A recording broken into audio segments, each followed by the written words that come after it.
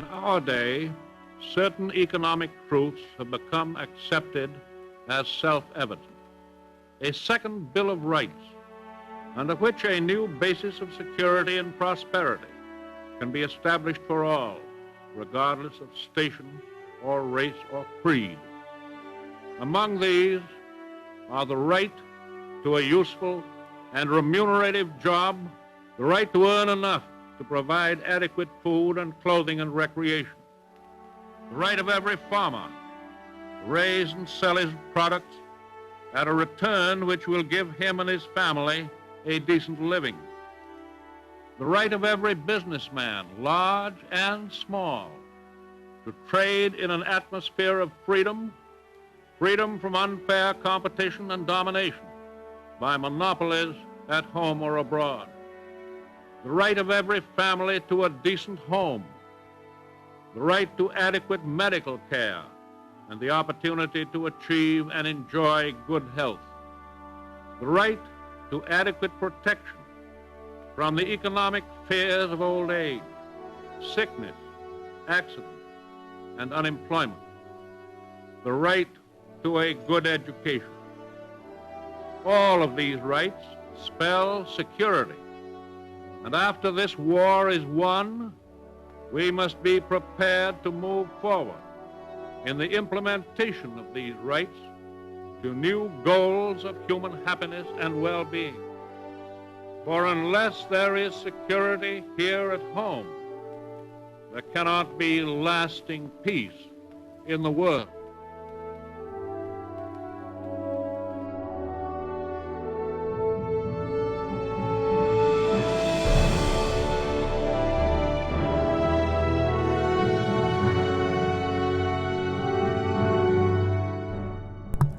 Welcome to Aaron Sorkin's West Wing.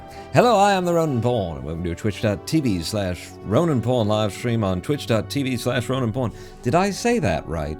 It seemed like my brain might have skipped a few words, and it's hard to keep track of this brain here. Anyway, welcome to another evening, another late night session, getting started at 9:50 p.m. here in the Eastern Time Zone, where I'll be running Clustertruck in the noUtility category. It's a speed run. In case you're new here, I'll be running Clustertruck in the noUtility category, where we can only use levitation. I can use whatever I want that isn't a utility. That's why they call it noUtility, you idiot. But we'll be using levitation, and no pause skips shall be allowed. I currently have it should be below me there in the live split. At the very bottom, you should see an 18-minute, 55-second run, which gives us 7th rank here, and it's in the IGT, it's not RTA. I for a moment there I looked and said, ooh, 1842, I'm that close. No, I'm not that close. I'm a minute behind the pack of runners between 1701 and 1754 here, which I have decided to call the Big Boys Club. When you start running Clustertruck at those levels, you've joined the Big Boys Club. Give OBS a second to hook in here. Come on. Come on. Give it to me. Oh, fuck you then. I guess it's not going to work today. What do you guys want to do instead? We could do like solitaire, or I could pull the pachinko machine over or something. Are you kidding me? I was joking. I was waiting for it to come up on its own. It didn't come up on its own. Just trying to fill space for the punchline of it actually, ending up working. So I've got a topic for tonight's political rant. When it's time to do that, given to me by Legal Eagle. So yeah, we've got levitation there, and I'm going to turn on the portable truck just temporarily. We need to do a little setup for this speed run. I'm going to go to 910. And load it up so that it doesn't take this long to load it next time. See the little oh, hello, Satan. See the little 3 dots in the middle of the screen? We're gonna keep those. Those are this ability. They're with the truck thing that I just turned off. But bug in the game means they'll stay up there even though I've just turned them off. And we're just going to use levitation. And now we can get started, except for I need to get the live splitter to do one level. Doesn't matter.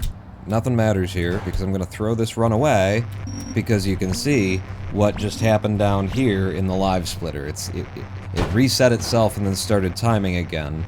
You got to throw away your first run when you use our live split, or our automatic splitter. For as good as this thing works, it's a small price to pay. You just got to be aware of it.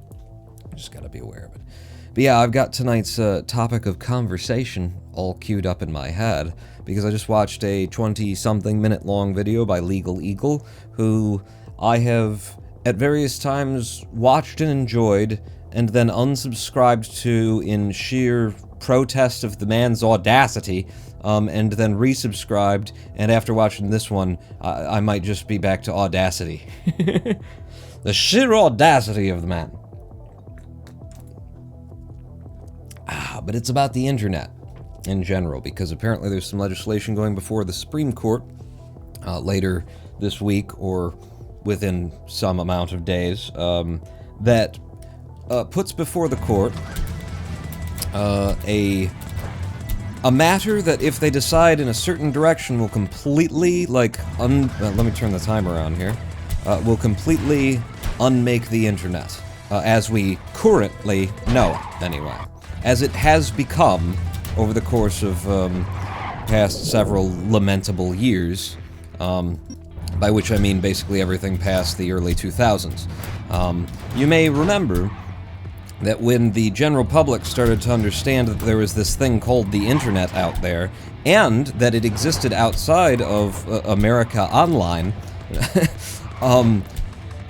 most people started to become completely and fully aware of the internet and just how far it stretched and just what its possibilities might be, in the era of Napster, Kazaa, and Morpheus. All of these were peer-to-peer file transfer networks, okay? They were basically a fancy UI on the front end of something that is very simple, that exists today as it did then. Let me do this. Yep! It did not work, and I'm going to have to wait for this truck to get a little bit higher, and then I can take it out. But basically they were just the front-end user interface on a peer-to-peer file network. Peer-to-peer is the idea that the files exist. I don't think that makes it. Hang on. That one does. Any file that we're transferring, let's imagine that it's something like a YouTube video, okay? Imagine that. Imagine that we wanted to watch a YouTube video, perhaps on youtube.com/RonanPawn. That file would come to you across a file-sharing network from all of the people who had that file downloaded locally, in little bits. Damn it. Jesus Christ, how the fuck could I not get I was holding the space button for an hour and a half. Nothing that I touched allowed me to get the slightest bit of height off of it? Jesus Christ. Imagine all of the files that you downloaded, that you accessed, all the videos, all of the audios and things, came to you not from giant corporately owned clouds in the sky, okay? By which I mean Amazon, YouTube, who else has a big cloud network? Basically servers is what I'm talking about. Millions and millions of servers that they've got online in order to centralize the access to information and data over the internet. Instead, okay, all of the information that you'd be accessing exists kind of everywhere, all at once. It exists. Oh, crap. This is our warm-up run, so it's okay. I can be stupid and do things wrong. It exists on the internet. It exists on your computer. Because you downloaded it, you watched it, you liked it, you kept it around in case you want to watch it again. You get a little folder, a little file where you keep the files that you like, and if anybody else wants them, they get on the file sharing network, and they download them in little bits and drips and drabs from you and from probably 20 other people who also have that same file that you like. That's how the internet used to work, kids. It used to be this wonderful open file sharing network, okay, where the thing that it promised, it could be, was actually true. The open sharing of all information we can actually put, because data is now infinitely reproducible with computing. Oh my god. We can take every single piece of media that's ever existed, and we can put it on a hard drive somewhere, and if anybody wants it, yeah, if anybody wants it, they could just download it. What?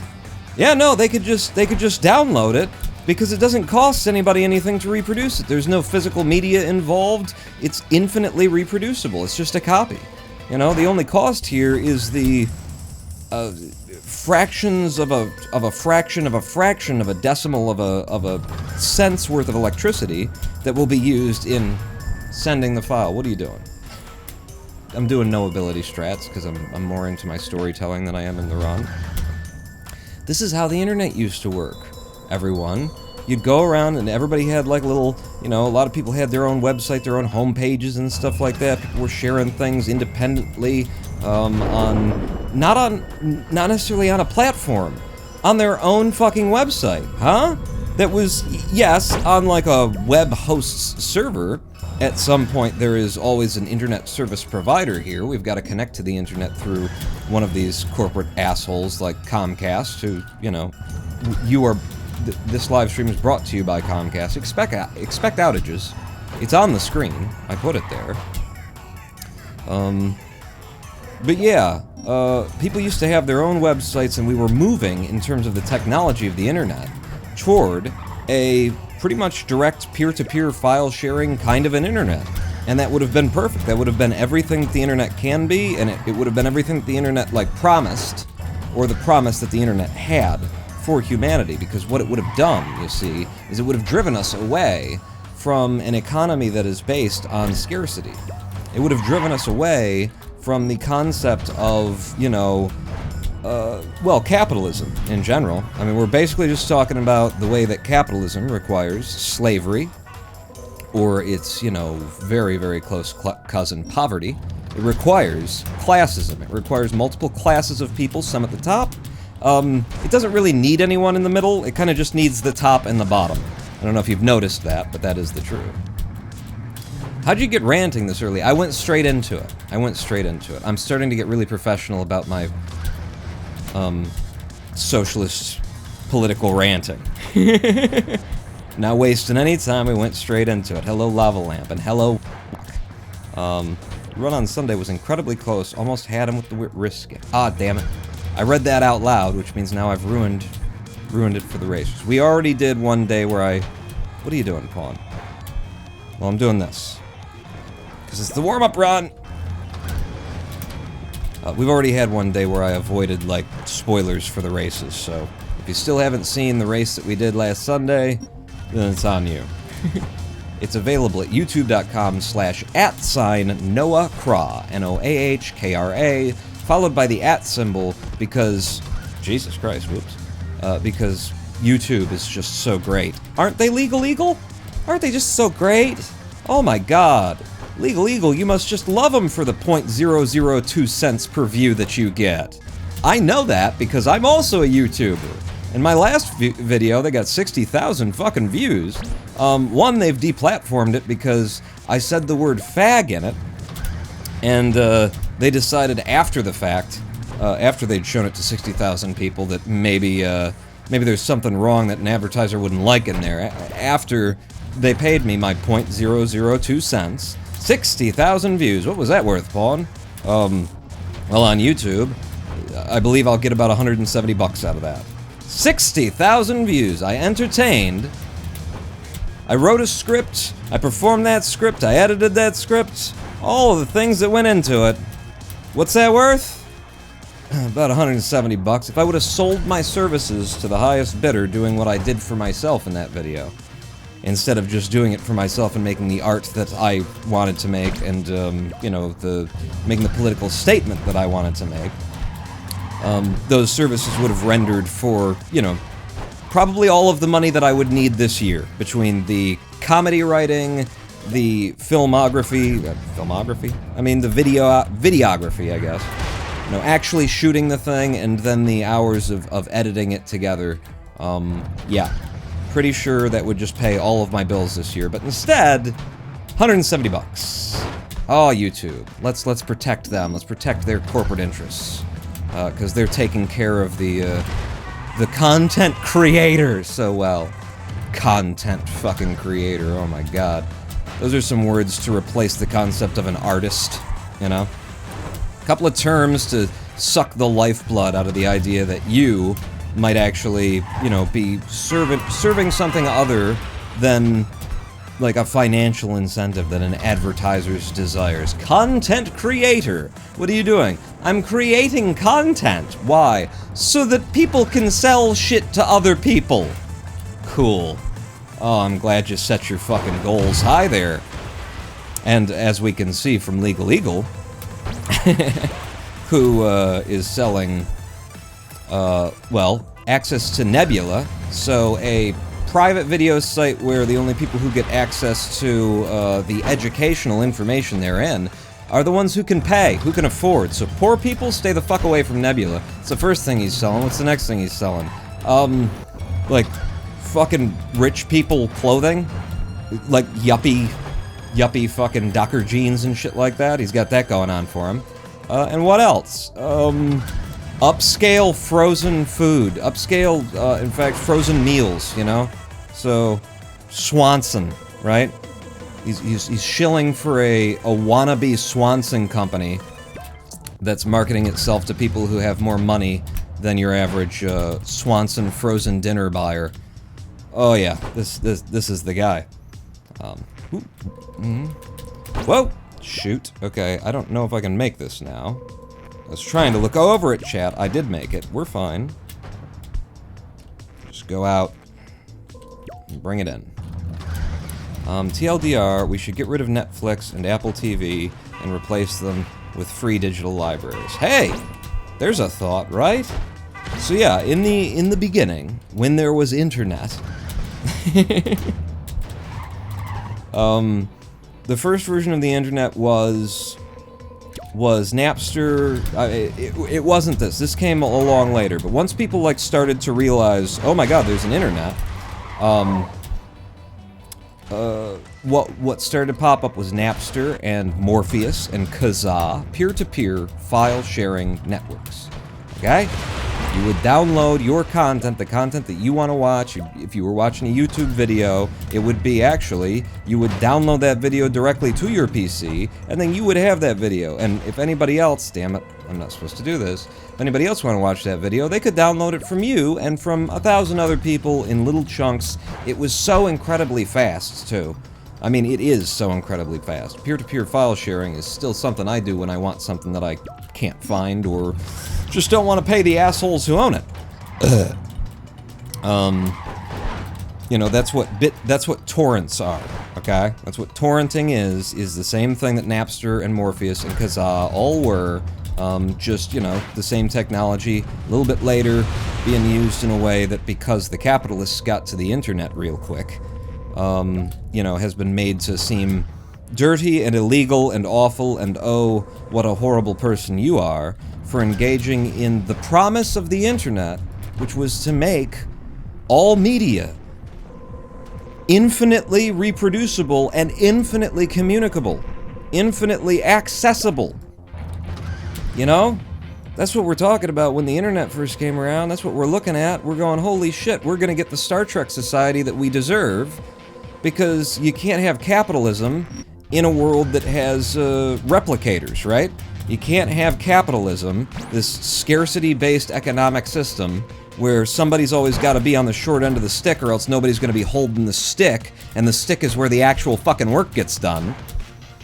You can't have capitalism in a futuristic sci-fi world where you can replicate food and shit. And yes, the internet was not being able to replicate food and shit, but it was being able to replicate every book that has ever been written.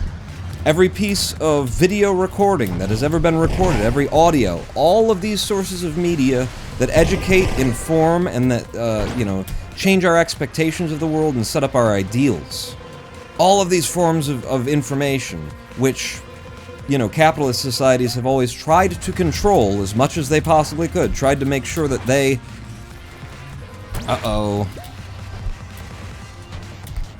that their hands were, not too far off of the levers that controlled what you were allowed to see and hear. Finally, It was going to be open. It was going to be completely open. And then the fucking Walmarts of the world figured out that the internet was a thing, and they got on the horn with their legislators. Their legislators. I mean, you may think that they're yours because you elected them, but you didn't really elect them. The corporations that paid for their campaigns elected them. You just drank the Kool-Aid. They got on the horn to their electors, and they set up a system where they could trap and confine that which is infinitely reproducible, that which there is absolutely no argument. Oh, come on. I think this is just enough. Yes. That which there is no viable argument we should be paying for. Except that that's how it's always been, though. That's how it's always been. How could we do it any differently than it's always been? Well, because we don't have to do it that way anymore. We don't have to be horrible fucking despicable human beings who every supply chain starts with a slave somewhere in East Asia. We don't have to do it that way anymore. We've got the internet now. No. We need to keep doing it that way. And they put shackles onto the internet, just like they put shackles onto, you know, all of us, really. The investor class, the upper 10%. And so now, the internet is what you see it is today. And Legal Eagle, in his discussing video, presented this modern internet, specifically in the idea of user-created content and how these platforms interact with it as a good thing. Now, here's been my experience in all my... What are you doing, Paul? Here's been my experience in all my years on YouTube, okay?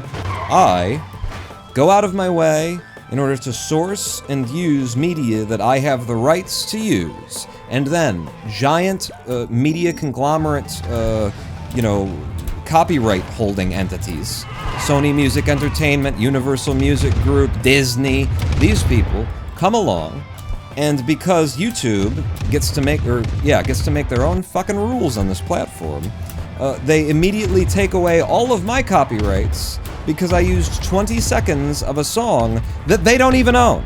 It's always these big motherfuckers, and they're acting like I just used, you know, something from some big popular artist. I'm using something that they do not have fucking copyrights over. And yet they're claiming that they do. And they can do that. They can just do that all day long. And then what you've got to do is spend a very long time fighting them. 60 days, they can fuck with your video, they can hold it off the internet for 60 days until you force them into the position where they either have to sue you or shut the fuck up. And then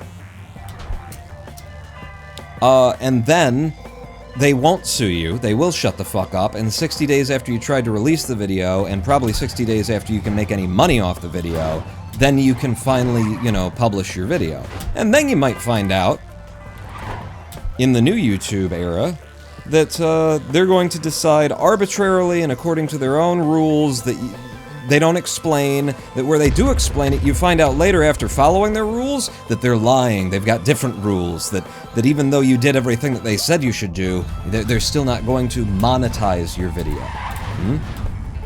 So now you can make money off of the platform, but only when we decide that the content that you've generated is advertiser friendly, which we will do so based on these rules that we've published, but that we don't follow. And sometimes we just make an arbitrary call, like, you know, the word fag is now just banned from anything that's going to be platformed on this channel. Now, meanwhile, okay, the issue that Legal Eagle was reporting on today is about a family who's suing YouTube for platforming, not deplatforming, but platforming ISIS. Platforming terrorists in a way that substantively... Hang on. Yeah, got that one. Okay, and then from here... that substantively promoted and encouraged the terrorist group to murder their daughter. Okay?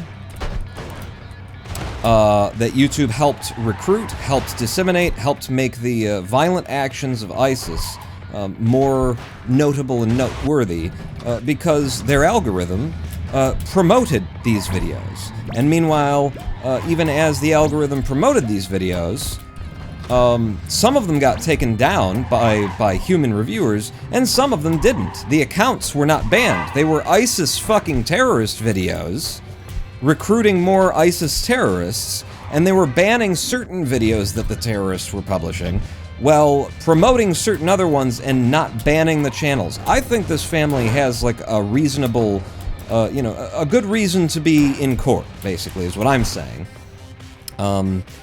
But the idea currently at stake is that YouTube, because it's a platform and it's got the certain protections under law that the corporations, got for themselves in order to ruin the internet 25 years ago, they're able to hide behind the argument that, hey, we don't actually control what gets promoted because we do it through a... Fuck. I leved a little bit too early there. We do it through a black box AI, and we don't know how that AI works, right? So the videos that get promoted by algorithms and by artificial intelligence and shit like that, fuck me, they're not really in our control, even though it's our corporation and those are our algorithms and this is our AI, okay? And so, we can't be held accountable for the videos that our systems promote because we're not really in control of them, I guess is the argument there. Which, of course, if that's true, if that's what we're going to go with in terms of, legality in the United States of America, then I guess that means that we'll be seeing the first Disney AI CEO very shortly, right? If a corporation is not responsible for the technology that it puts into place in order to make it money, and then that technology, in order to make money, does horrible, despicable things that cost people their lives, well, then we're going to see a lot of corporations being run by AIs very shortly, is what I would say. That's what I would assume, right? Like, how is this supposed to work? The idea that, oh, well, it's our algorithm, but it's not making, like, a choice to promote terrorists, it's just making a choice that happens to promote terrorists because of standards that we ourselves don't understand because we made it a black box AI instead of, making it something that we actually have some kind of control over. Our only control is to ask it, please make us more money.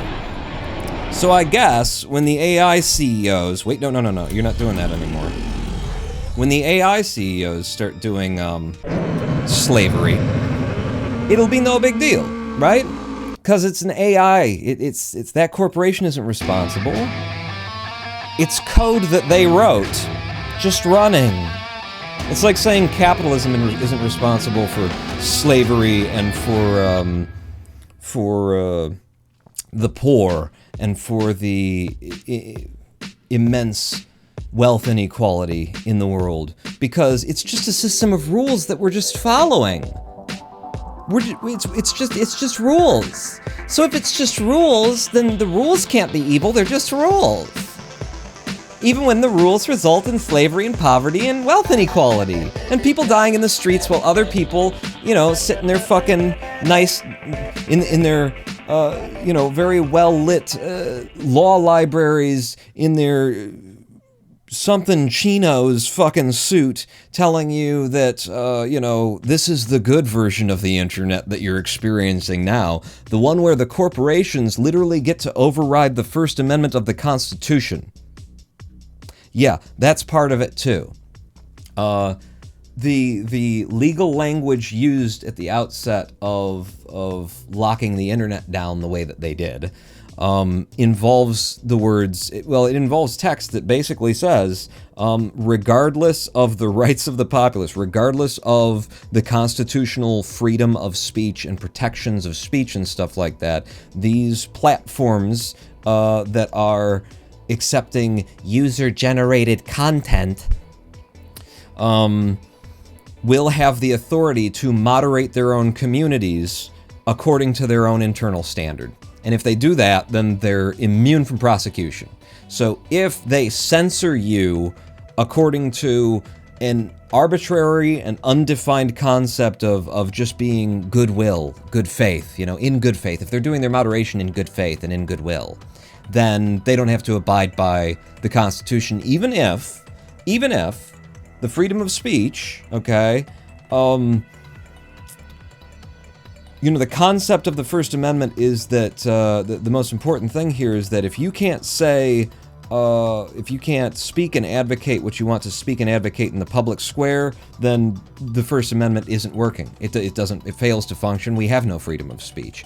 Even if these platforms, these internet platforms, these providers, these internet service providers, become the new town square, right? So the last time you went to the park in your town, you know, the square in your town, which towns, where is there a town square ever anymore since Walmart took over? Didn't Walmart build right on top of the grave of the town square? The town squares of you know, America and of the world are now online. It's where we communicate. It's where we, you know, throw things back and forth to one another. If the First Amendment does not apply there, it doesn't apply anywhere. And the laws that protect these internet service providers explicitly say that there is no freedom of speech so long as these internet service providers are they're acting in good faith or in goodwill, something like that. And it's like, okay, cool. I guess we'll just not define good faith or goodwill. That sounds like a good way to handle the freedom of speech. That which protects the art of communication and expression. And the funniest thing to me is that basically Legal Eagle, as a content creator, is the product of the very system that he's speaking on behalf for now, you know? That in this video, he speaks to defend, as though this is the only sane way to do it. This system built him. This system, like, made him into a person who would then defend this system, you know? Because what lawyer, what human being, what moral entity could possibly defend the idea that private for-profit corporations should have the final authority over what a person can and can't say? That private for-profit corporations should have the ability to deplatform ideas that they don't like under the guise of saying it's not advertiser-friendly. None of this sounds very much concerned with democracy or freedom, the rule of law, the Constitution, with the nation's ideals and morals, and all that shit that people talk about as though it exists. But yeah. You know, I encourage you to go see Legal Eagle's video, and you could sit there for 20 minutes and watch the thing and come out thinking, that sounds very reasonable what he's saying. Yeah, how could they do that? What other system could possibly work? The problem is, you have to go back. You have to, like, realize what the internet was before they corrupted it, and realize that it could be that again, and then it could be some other version of that, instead of what they made it, which is what they've made everything else. A corporately consolidated, capitalistic monopolization of industry, of art, of idea, of thought, of distribution, of publishing, of everything. It's all fucking consolidated and corporately made. We had perfectly beautiful systems that check themselves in terms of, like, making sure that the file that was sent is the file that was supposed to be sent, with checksums and things like that. Perfect systems that were working 30 fucking years ago on computers, to where we wouldn't need giant fucking server databases anywhere. We wouldn't need that shit. We wouldn't need Amazon's fucking S3. We wouldn't need Google's cloud. We had a system of peer-to-peer file sharing where the internet could be built and we could all be holding a little piece of it. Whatever piece of it we were interested in, that we looked at, that we either created, or that we were just browsing recently, that we were looking at. And then when somebody else wanted to see our piece of the internet, they could talk to our computer, get that chunk, and look at it. We had a free, open, infinitely reproducible, infinitely communicable internet. And then the capitalists ran in and put a paywall in front of it, and centralized it and turned it into a middleman source on everything. And now, if you want to watch a YouTube video, you got to be watching it through the YouTube player, even if it's embedded in another website, because that YouTube player is going to communicate with YouTube servers, which are actually Google servers in Google's cloud. And that's where you get all of your information from. And then the capitalists can say, well, we're going to have to make some money off of that because it costs a lot of money to store all of these videos and send them across the internet and whatnot. It's like, yeah, but we didn't have to do it that way. You assholes made it that way so that you could then stand in front of us today and say, it costs a lot of money, you're going to have to pay us. It didn't cost a lot of money. That's the whole benefit of this computer and internet age, is that we managed to get our understanding of physics so small that we can communicate things like this data in the vibration of an electron on a wire. And sometimes we don't even need the fucking wire, and you're still trying to, like, pocket everything into a corner so that you can rip a fucking dollar off of the top of it that doesn't need to be ripped off of the top of it. Which makes me think of the 40 cents that the rail industry is stealing away. Well, fucking the one of the House representatives from Ohio, what's his name, Jim Jordan, something like that, is out there blaming Obama. You know, I've been all on, I was on top of people saying doesn't make any sense. You can't blame Obama for this problem with the corporate capitalists doing a capitalism and causing an explosion in Ohio. And then the guy who serves in Ohio, because he's a Republican, decides to try and land it in Obama's lap, which I think is beautiful, because his complaint is that Obama didn't do anything about the infrastructure of rail. And so basically what you've got is an Ohio Republican who, because he's criticizing Obama for not doing more for the railroad tracks of this country, he's a Republican from Ohio who is advocating for federalization of the rails? Is that what he's talking about? Because the big corporations are the ones who are responsible for whether or not the rails are, getting repaired. It's not the U.S. government. So, like, even if he's not saying that rail should be federalized, he's saying that the small government that he wants as a Republican should have overridden the private for-profit capitalist corporations and just gone in and fixed the rail of their own volition or something? He's arguing for big government to come in and fix the problem.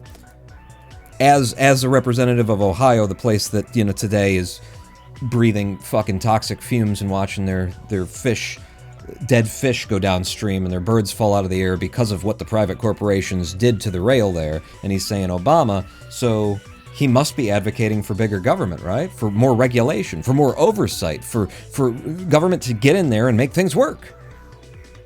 Fucking Republicans.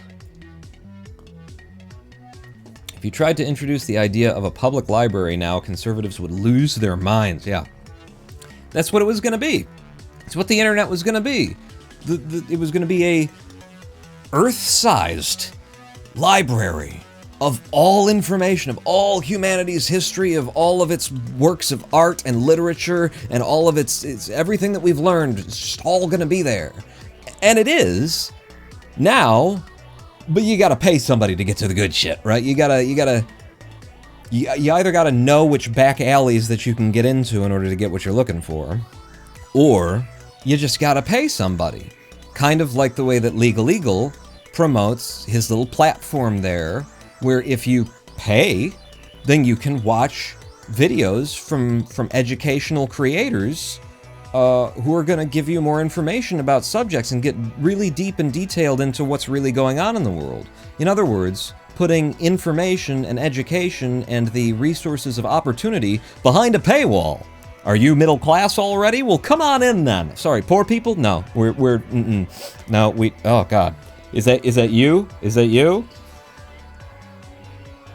It's a little bit classist, isn't it? It's a little bit fucked up, isn't it? Hello, Ren Phoenix. You do stink? Okay. I think we all stink. It's fine. You're amongst stinky friends. But yeah, that's just, it's such a straw man, false fucking argument, because it's like, what what Legal Eagle presents in that video is like a version of the world where you must first assume that there is no better way to do it than this. And then, yes, obviously, we can't take that authority that these corporations have away from them. What else would we possibly do? How could we make the world work if corporations weren't standing in the middle?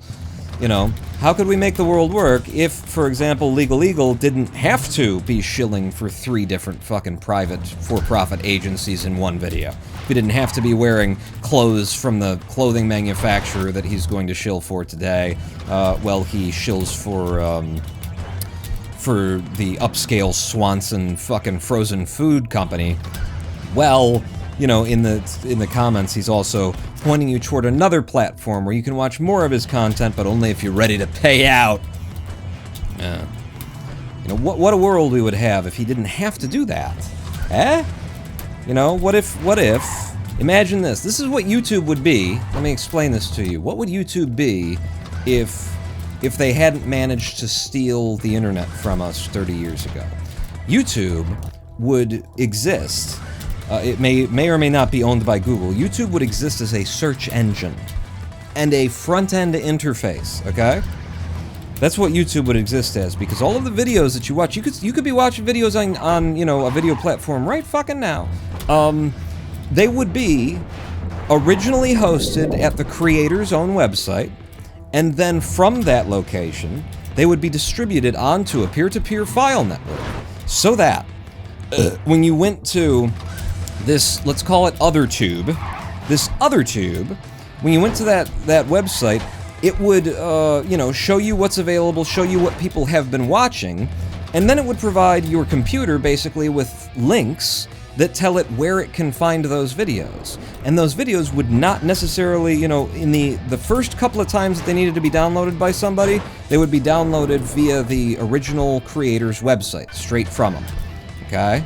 After that, people would have the video now on their computers. They would have pieces of it at least, and they could send you the thing. So the creator of the video wouldn't have to spend money on, you know, hosting huge amounts of traffic that come to their website in order to, you know, access popular videos, because it would be distributed across a peer-to-peer file network, and you would never experience any of this. It would always happen. It would all happen in the background. But at the end of the day, this OtherTube platform would not really be standing between you and the content. They would just be there to tell you how to get the content. And they would find some way to advertise on their website in order to make a little bit of money off of the deal, that kind of a thing. But they wouldn't be able to say what is or isn't appropriate, what is or isn't monetizable, and the money that the creators made, they would be able to make direct from their own systems on their own websites, where they get every single dollar that comes off of it. And I'm pretty sure all the creators would choose to use Ko-fi, because you make the most money off of Ko-fi. I need to set up a Ko-fi account. You know, the least percentage is lost to a middleman when you donate to a creator via the Ko-fi website. But that's how it could work. That's the world that we could live in, and then there would be no censors between you and the individuals whom you wanted to... Damn it, Pawn. I just can't do it that way, and I need to never, ever try again. No censors between you and who... Every time that I think about this, it pisses me off, okay? Maybe you'll remember that I did a Tetris 99 video once upon a time? It looked like it might come back up. Does anybody remember my Tetris 99 video? I watch it a lot. It's one of the ones that I go back to because I really enjoyed it. I'm really happy with the edit on that. I'm really happy with the gameplay. Everything came together on that. I made that Tetris 99 video, and I made a beautiful thumbnail for it. When I go into my thumbnails, I'm not trying to make fucking clickbait, usually. I'm trying to make art. I'm trying to, like, create a thumbnail that once you see the video, you look at that thumbnail again, and you'll understand why that thumbnail is what that thumbnail has in it. So from my YouTube video, I reference in the thumbnail a joke that I had about, like, the Tetris 99 has these different icons that you can use for your player, and we couldn't get a cool one that I liked at the beginning of the game, so instead I used one that looked like a stinky finger. I made a joke about stinky finger. They got a finger that looks like it's smelly.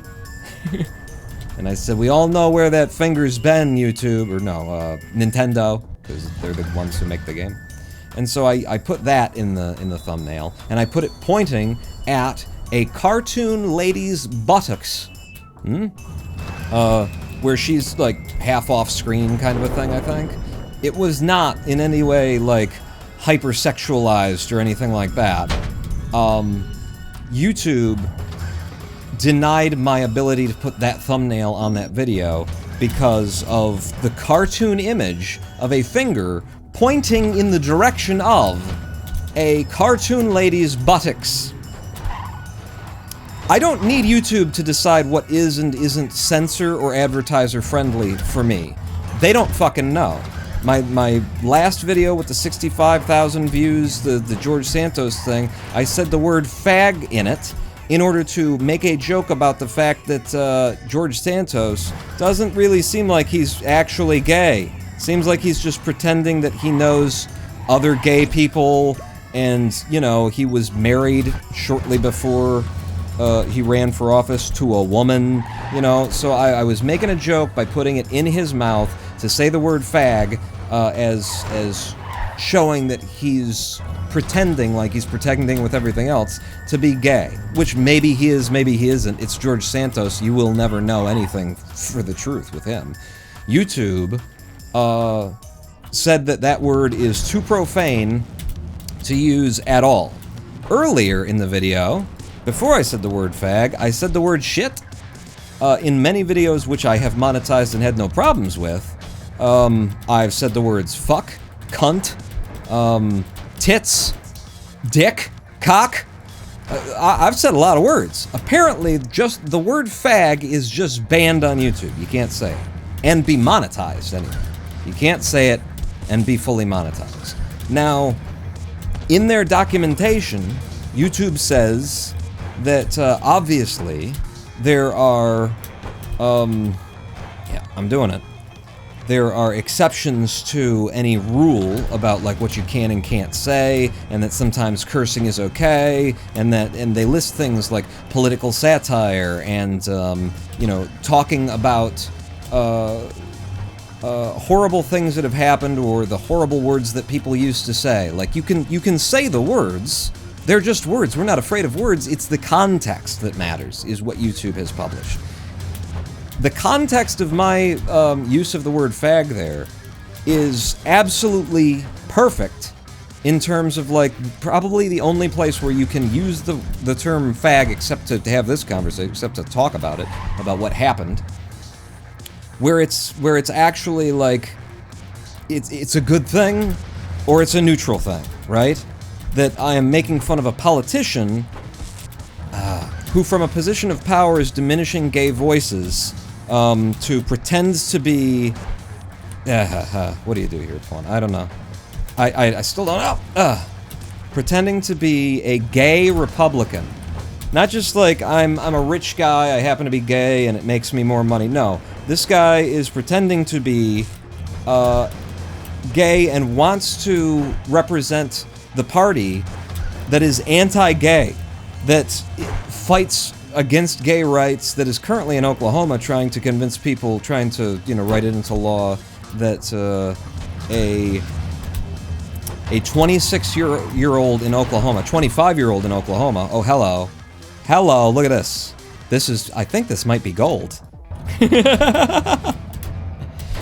Oklahoma, the Republican Party is trying to get a law on the books that says a 25-year-old human being who is old enough to have their own 8, maybe even 10-year-old child, is not yet old enough to make decisions about their own fucking genitalia, their own body, their own identity, and whether or not they're, you know, going to have a top or a bottom surgery or just take some drugs to get any kind of gender-affirming care.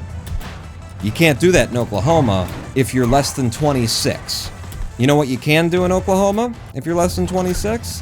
What you can do in Oklahoma, in fact, if you're 16 years old, you can court and marry someone. A 50-year-old man in Oklahoma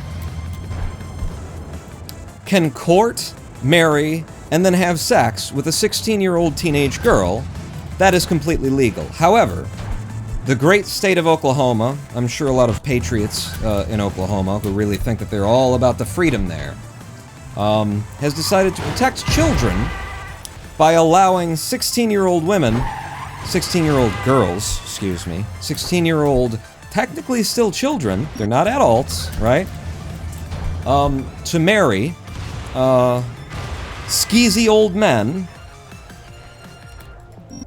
but you as an individual, until you are the age of 26, if they get their way, will not have the freedom of self-determination in the great state of Oklahoma. God bless America.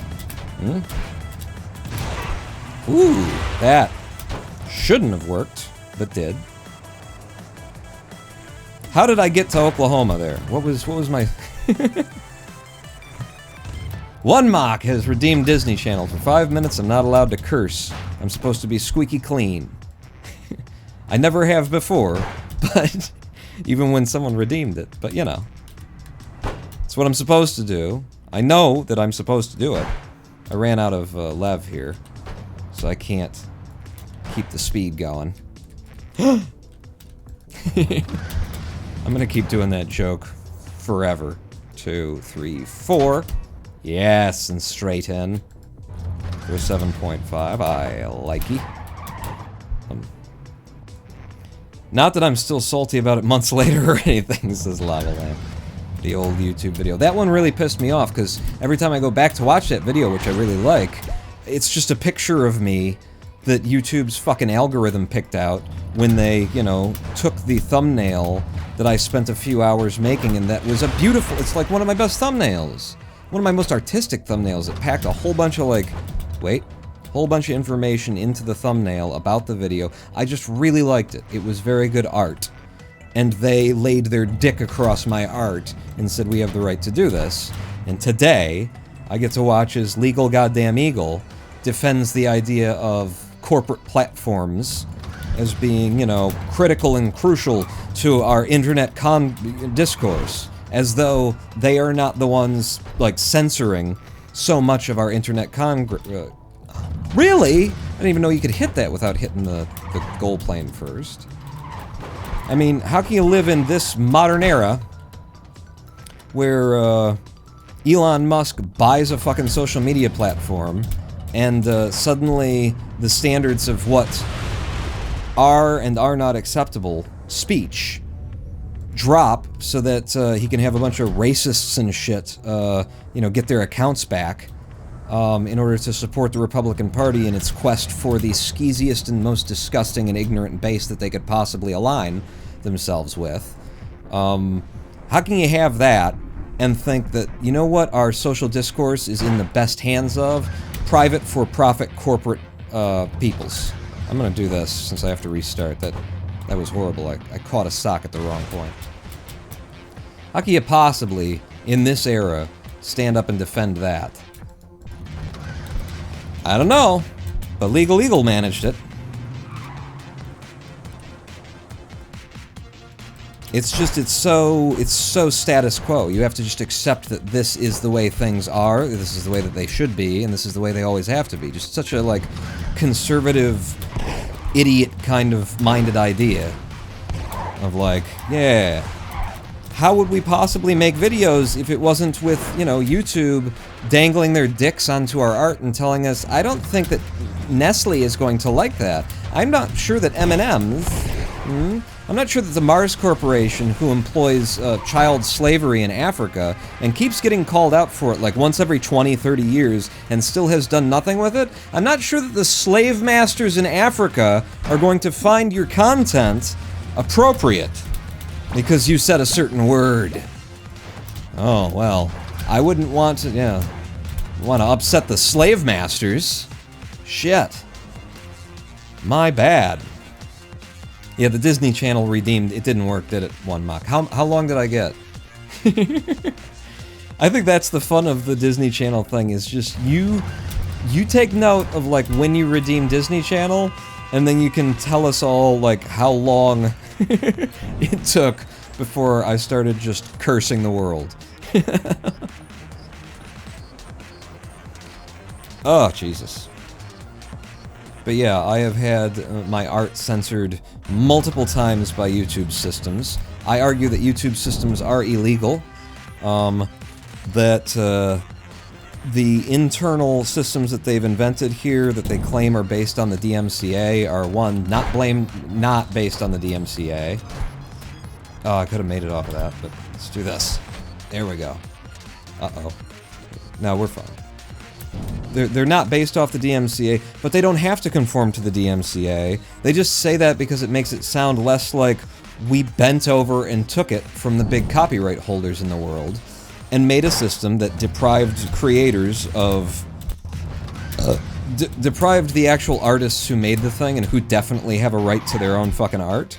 It deprived them of their intellectual property rights on behalf of Universal Music Group and Sony Music Entertainment and Disney and all of these, and CD fucking Baby, and all these lying scumbag fucking corporations who claim to own absolutely everything in the universe, even when the thing that they claim to own is clearly in the fucking public domain. I don't think that we have the best internet we could have under the corporate rule of YouTube and Elon Musk and what's his name that owns Facebook? Cocksucker? Cocksucker is the thing. Sick Boy has a highlighted message. Wait a second. Did I do this well enough? Sick Boy, you distracted me. What have you done, Sick Boy? What have you done? You got me in 13.5. Good work, Sick Boy. Thank you for that. I'll have to read this highlighted message. Ah, I didn't see that one. Alright, that's your fault, Sick Boy. Something has to be your fault. Again. Again with this? Again with this. I guess I'm not looking far enough ahead. Okay, I see that one coming. I see that one coming. I see that one coming. Right, we're in. Woo! I'm sorry, bro. It's all your fault. It's all your fault. You know why I live in poverty on 6 Mile in Detroit? It's your fault, Sick Boy. You did this to me.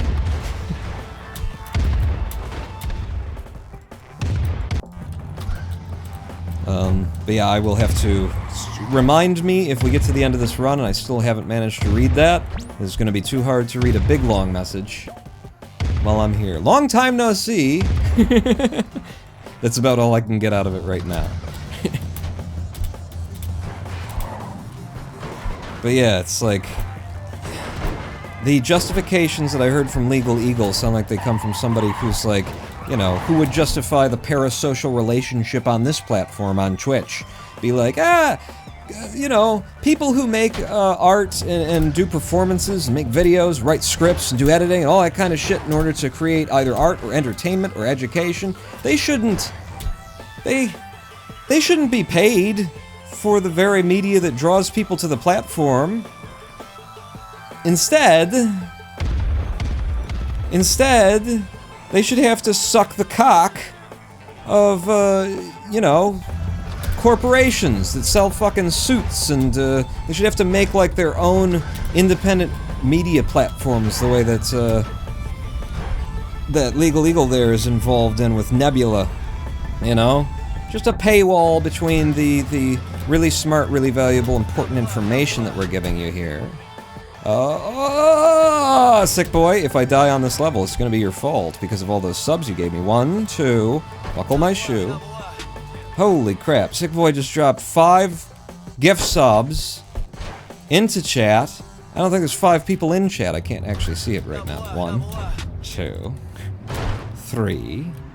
As I'm going into hell, I am not going to, I mean, clearly, right? I'm not going to, get a run that ends in the 17-minute category here, but maybe we could keep this run under 19? Is that even possible now? I'd have to play real well. Okay. We're just real safe. Safe is good too. Wow, okay. I hit the spacebar 4 times there.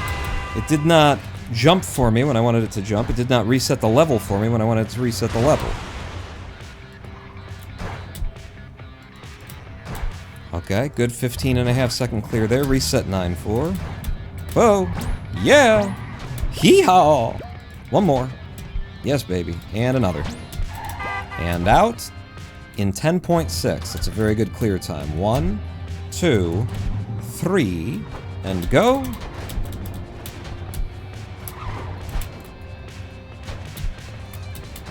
Very nice. Very nice for a 14.0 out of 9.5, and now we climb the hill. Try and do it quick.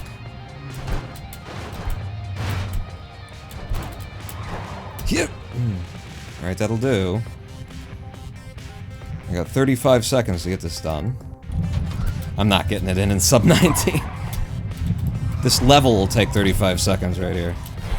It'll take the better portion of it, I'll tell you that.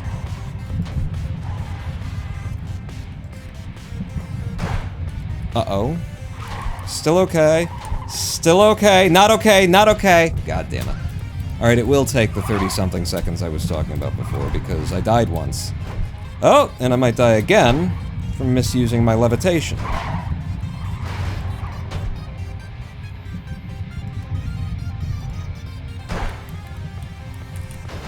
Oh, god damn it. Alright, just get out of it. And we'll bring in a decent run. A sloppy second, because this is the second run of the day.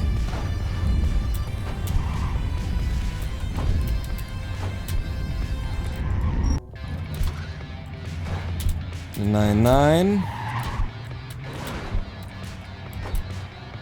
Pop. Pop.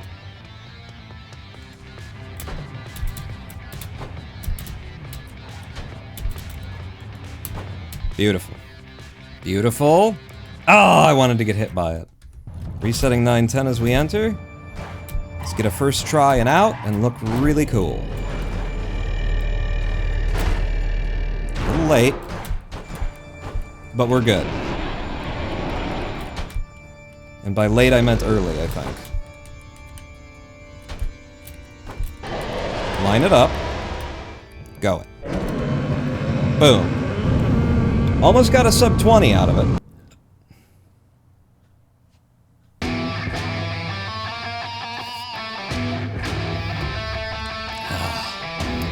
Alright, Sick Boy, thank you so much for gifting subs to Societo, Make It Pies, Kronos, 9326, Lex 3611, and Vilapto Raptor. Welcome back to the Big Dick Club for pretty much everybody in that list, courtesy of Sick Boy, thank you very much. While I was running, Sick Boy wrote, long time no see, life fucked me over for a while. Doesn't it though? Doesn't it just? My whole 2022 life got. Don't think you'll remember me, but I was a regular a few years ago. A lot of personal shit happened. I've been off Twitch for a long time. I never forgot about you, dude. Oh, cool. Hope you are doing well. Hopefully I'll be a regular again. Now my personal shit has leveled the fuck out. Welcome back, Sick Boy. I remember the 0 in the middle of the B and the Y. I remember that. I don't know what our relationship was before. Did I fuck you? Did you fuck me? What?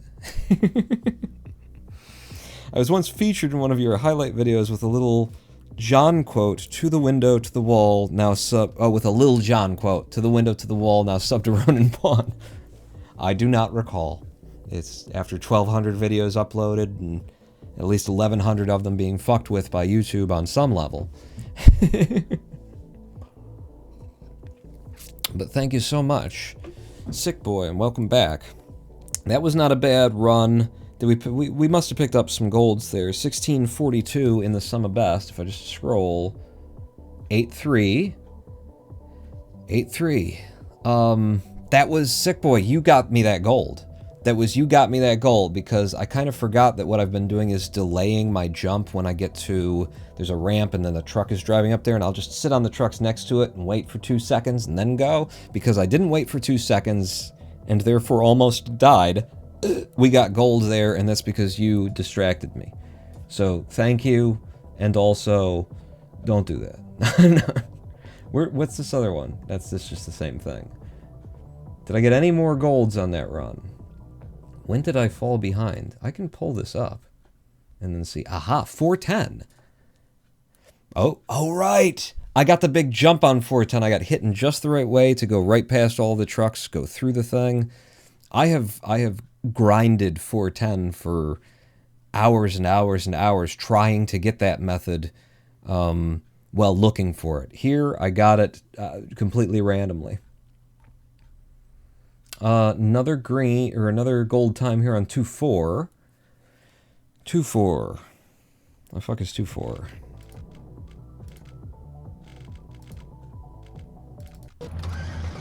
That's 1-4. You get 2-4.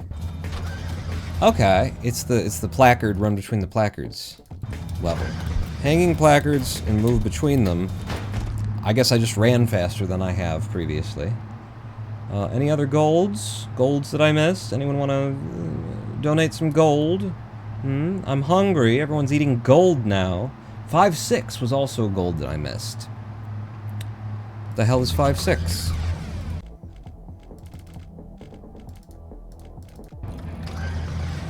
Oh, cool. It's this guy. I always like seeing a gold on this level because there is a way, it's all down to like how good you get this. Look at this.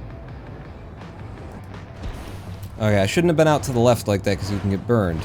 But the idea here is that the time save, 6.370, you can get that down to like a 6.8 maybe a 6.7, I don't remember what's best there, just using that method.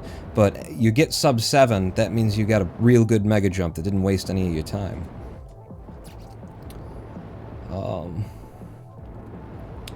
Hello, Mephistopheles, by the way. Glad to see you're still running Clustertruck. How much have the strats improved over the past couple years? We now have, like, new tricks, new skips. 6-7, huh? Alright, just bank this. Bank that. I'm running a no-pause skip category right now, which we had to come up with because of the crazy things that you can do with pause skips. I'm gonna close this down and let me see if I can't do a pause skip. I will go ahead and throw chat up here. There you go. Let me see if I can't do pause skip on the first level. Okay, the idea is come in here, and then if you just walk into the truck, look at this. Huh? Huh? So nearly every level of the fucking game you can do that shit in. Which has really messed up any percent, the any percent category. It's really screwed it up. Because now it's all about, like, every level, getting in, walking down the front of the truck, lining it up, tapping pause twice, and then getting thrown. So any percent can go a lot faster, but it's also a lot less skill-based, the game, because it's like, you learn this. You learn the timing of being able to do that, and then you don't actually learn how to play the levels. I joined 8 seconds ago, what the fuck? Is this Master 44? Master 944? Master Egg? I'm trying to turn the 944 into something. Master Leet? How you doing? I learned today about John Burge. Now I'm depressed. I don't know who that is. Make me depressed. Tell me about it. Yeah. But so so there's that. There's also, like, this is how we got to that, was realizing that you could do, you could do this. You could do it off the front of the window. It's way harder. I got a little jump off of that, but I want a bigger jump. And you gotta pause at just the right frame, that's before it, when you're making contact with the truck. There you go. So you could get like a bunch of height off of that. That was a thing we knew about for like a year and a half, maybe 2 years, before somebody figured out that you could just do the same by doing that, and then it would be horizontal speed instead of vertical, which is far more useful in these levels. Oh! I always respected you ran the noUtility category. I've always enjoyed giving yourself a handicap in gaming. Yeah, that's still my main category. Right now, I'm running noUtility. Let's get live split back up. I'm running noUtility because I've entered into a tournament. We're having a tournament for the 2023 Clustertruck tournament. I've been in one race in the tournament so far, and it is in this category, this noUtility category, where what you use is levitation. So we've got the levitation power. We don't have a truck Okay, that's working. I just needed to make sure that it was working. We don't have a portable truck that we can throw, but we do have a bit of levitation.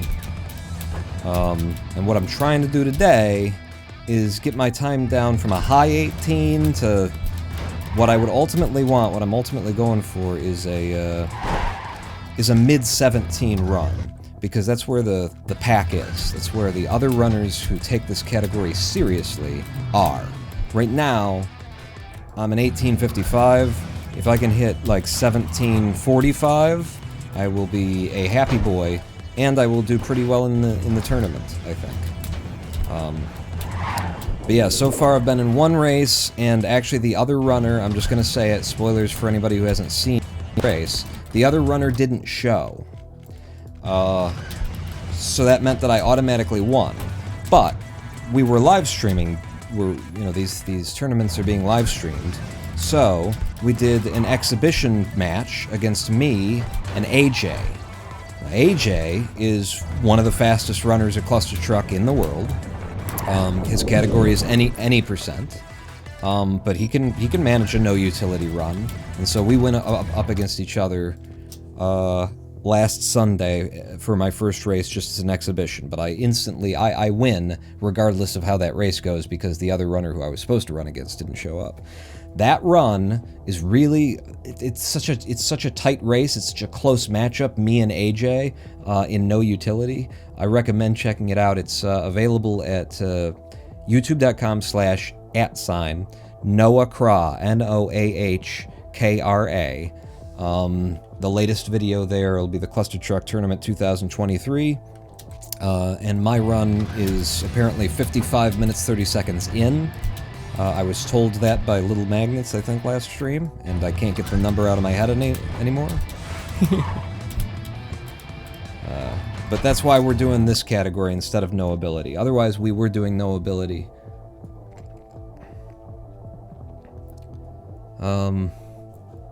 Police commander tortured false confessions out of over 100 black men. Methods of torture range from regular beatings to pretending to play Russian roulette while pointing a gun at the suspect's head to electrocuting the suspect's genitals with a cattle prod. And this is John Burge, Mephistopheles. What state of the Union? I'm going to take a guess. Okay, one, I'm guessing it's in the Union. It's in the United States. It just sounds so much like us, but I mean, that's obvious. The State of the Union, I'm going to guess, is, I'm going to go with Arizona. Arizona or Nevada. I can't remember. I'm never sure who that one sheriff, which state he was from. The guy who made all of his inmates in his like camp prison that he put up wear pink underwear because he thought that diminished them somehow. Meanwhile, he was, keeping them in spaces that got up to like 120 degrees Fahrenheit during the day, and people were getting sick and dying in his care, and that sheriff was, pat on the back and called a good boy by Donald Trump, even as the attorney general for his state prosecuted him for after they warned him. Who is this sheriff I'm thinking of? This sheriff from the South. He got like a free pass on having been doing it for years when they caught up to him, and the courts actually sent him a letter saying, please, Sheriff so-and-so, cease and desist, and we'll, basically look the other way that you've been doing this for all of this time. He refused to cease and desist, so they prosecuted him for racism and torturing people in the, and that kind of thing, for teaching racism to his cops. He was the sheriff of the state, and he was teaching it downward and enforcing racist policies throughout his department. Refused to stop doing it. They prosecuted him and convicted him, which is an incredibly difficult conviction to get in America. You were convicted on racism. The charge was racism, and you are guilty. That's so hard to do. But they did it because it was so absolutely blatant, and because this man was in a position of power over everybody else. Master is guessing that it's in Arkansas. I'm saying it's the Southwest. I'm saying Nevada. Arizona. Something like that. It was Illinois. It was Chicago? Fucking Chicago? Jesus Christ, man. That's so... Sick boy redeeming Don't You Know Who I Am. Alright, we're all going to know who you are. Did I get it right? Did I type it right? The next time you speak, we'll find out if I typed it right, sick boy, because you've just been made a VIP. Chicago, though, I mean, I just don't expect to see such blatant, open, obvious, racist policies in the post-slavery ghettos of America. Just see them right there on the surface. See people doing that, like, that's fucking crazy. Lava Lamp has redeemed Disney Channel. I'll tell you what, the reason why I haven't started another run yet is because I need to go pee. So we've been here for an hour and 15 minutes. If I didn't need to pee, we'd just keep running. But I do need to empty my bladder, and so I'll play a little music, and I'll make a little love. We'll get down tonight. Get down tonight. Just to prove I was a hardcore regular back in the day, still got 20,000 points. Holy shit. Oh, it was from the 60s to the 80s, says Mephistopheles. Now that I perfectly understand. That I absolutely believe. Just in the modern era, I'm expecting if that shit's going on, then it's American South. And it could be anywhere really along the American South, but I think of that that other sheriff that I know about, and I think it's one of those southwestern places. But yeah, 60s to the 80s, that was going on. It's wonderful, isn't it, when people suggest to you that there's no racism in America, and specifically it ended in 1965 with the Voting Rights Act, which finally gave black Americans, protection under law from having their votes not counted, or having them, policies that make it harder for black Americans to vote in the South primarily. Interesting claim for people to make, because that was basically the last gasp of Jim Crow laws. Interesting claim for people to make that's when racism ended, considering in 2013 the Supreme Court overturned the 1965 Voting Rights Act. At least the portion of it that made it do anything for black America. And that, since 2013, and since the southern states who were being forced to run their elections a certain way and do things on the up and up because they had spent so long disenfranchising black Americans from the vote, the moment that was lifted, all the shit that they were doing before came right on back, and black disenfranchisement is at an all-time high again, at least since, the full-on U.S. apartheid state. Everything that they were doing before, they're doing again, and blacks in the South can't get access to their polls most of the time. Slavery ended. It's over. Racism ended. It's I believe the sheriff you're thinking of is Joe Arpaio. Indeed. Thank you for that, Mephistopheles. That would have stuck in my head. Ronan Paul in History Corner. Yeah. So for 244 years, followed by 90 years, followed by all the years up until this fucking day, here's when you can say racism ended, okay? This is if you're going to try and pick a date when racism ended, it was the day where it was the year in which a black man working the same job with the same level of skill, the same experience as a white man working that job, made the same amount of money, or let's say within 5% of the white man who does that job.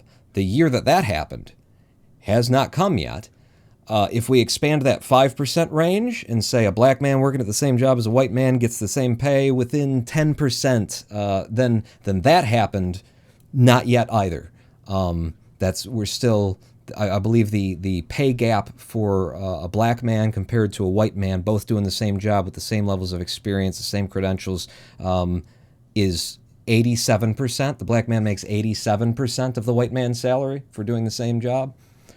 When that's even, we can talk about racism is over, and I'll still be telling you it doesn't matter because there's societally ingrained shit, likely. But it hasn't happened yet, so we don't even have to have that discussion. I really need to pee now. We'll be back in 7 minutes. Don't go anywhere. Pawn not out. 5, 4, 3, 2, 1. One of these buttons does something. I swear it does. There it is.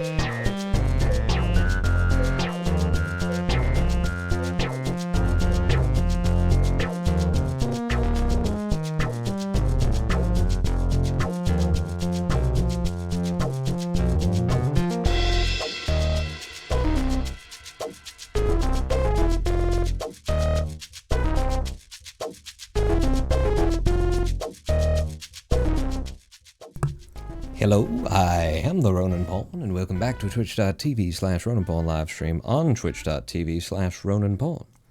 We're running Clustertruck today in the noUtility category as I continue preparations for the tournament that I've entered.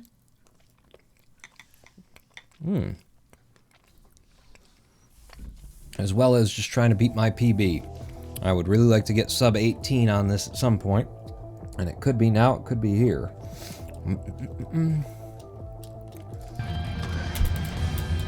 So, as we talk, I've been talking about the what the internet used to be, what it has become, and how absolutely messed up it is. Because I saw a Legal Eagle video, and Legal Eagle kind of uses the video to set up how if the Supreme Court this week, they've got a case before them this week, where they could decide that an internet service provider is responsible for promoting content. The content that it promotes, okay? Not that it's, you know, just the content that a user just submits, which we've got laws that say they're not responsible for that so long as they behave in a certain set of ways, which actually gives them the right to be the arbiters over what is and is not free speech on the internet, which is pretty fucked up when you think about it. But this legislation, or the court case that's coming before the Supreme Court, rather, will decide whether or not a internet service provider can be held accountable. Nope. Alright. For the content that it promotes. Okay? Because YouTube promoted and shared and, you know, upsold, I guess you could say, some ISIS videos that encouraged terrorists who killed the couple who's suing, killed their daughter in France.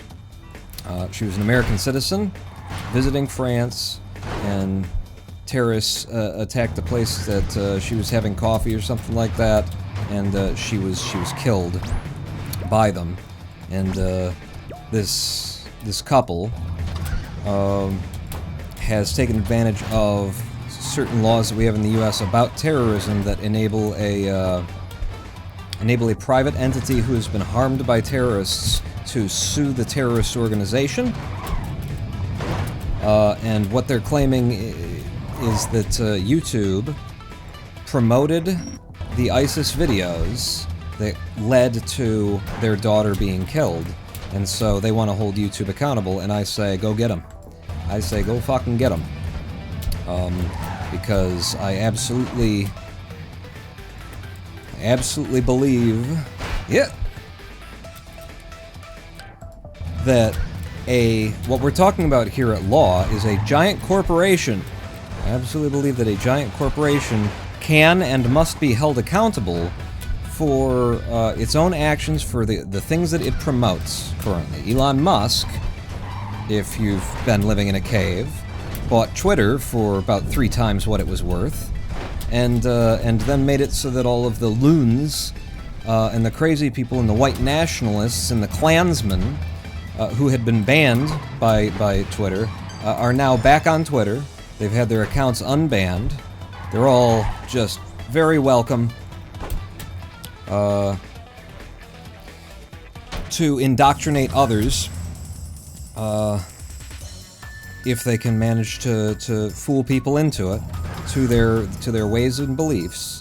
And I, for one, do not think that it is an excuse that YouTube gets to pull out to say, it was an algorithm that's choosing what should and shouldn't be promoted. We're not involved in it. We didn't make that decision, when they're the ones who decided to run the platform by algorithmic suggestions, you know? If I give them the most credit that I possibly could, the argument is still about... Whoa, almost to the ground there.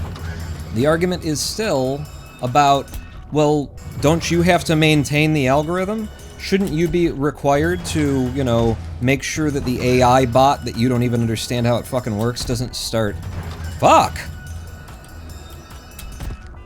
Me! There you go. Holy ballsing shit. What the fuck was that? It was me resetting the whole fucking run because of 3.5. I disagree with the notion that they can say, well, it's an automated system, so we aren't held responsible for what we promote. I think it makes them even more accountable to say that their algorithms and their AI is a system that they don't understand how it fucking works. And if it is out there promoting ISIS videos of terrorist actions, if it is, you know, helping, what are the words? It's been so long since George W. Bush was in office, I forget all of these terrorism talk words. I think the corporation is responsible if its algorithm and its AI helps to promote terrorist actions, helps to indoctrinate others, to onboard people. I think, yeah, abso-fucking-lutely, you know. You've written algorithms, you've written AI in such a way that it's shopping these around, maybe because they're violent videos, maybe because it pisses most people off. But they click on it to see because they're like, oh my god, they're horrified, and that makes you money by advertisers and stuff like that. Yeah, even if it's an automated system making those ghoulish, horrific recommendations, you are held responsible. If you aren't held responsible, YouTube, then that means you can appoint an AI as your CEO, and then any decision that it makes to do anything suddenly doesn't fucking count anymore. We can't hold you legally responsible. It was an automated system we built and don't understand how it works. No, sir. And the fact that it will, if the legislation is passed, it will undermine the concept of a platform in modern internet terms is A-okay to me, because all of our systems of government completely fucked the internet into the state that it is now. This is not a glorious, happy, wonderful land like Legal Eagle thinks that it is.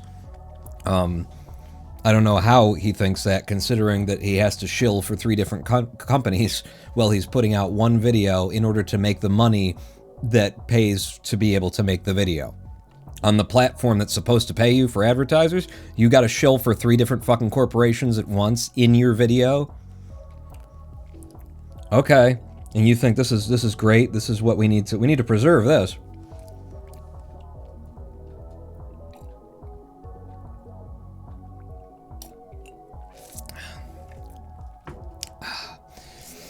Advertisements are the problem, not the algorithm. The algorithm is too influenced by advertisers, in my opinion, and that makes it seem sentient. It starts with YouTube, but ends with I have no mouth, but I must scream. The notion they have no control over the algorithm is ridiculous. Exactly. They can't argue. Like, I think this court case is about something other than what Legal Eagle was trying to make it out to be about. And I think it's about the idea that if you want the protections of being a content platform while being a centralized corporate for-profit powerhouse that's monopolized the whole fucking industry, if you want protections under law so that you won't get sued for what people post on your platform, then, you know, what you need to do is monitor, like, what it is that you put on the front page.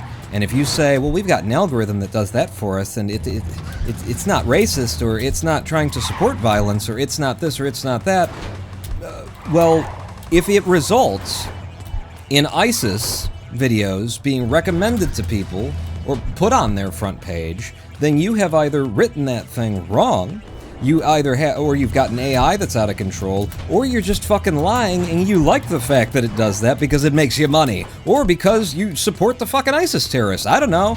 But the idea that you are not responsible for your own technological systems taking actions that contribute to getting people killed is fucking ridiculous.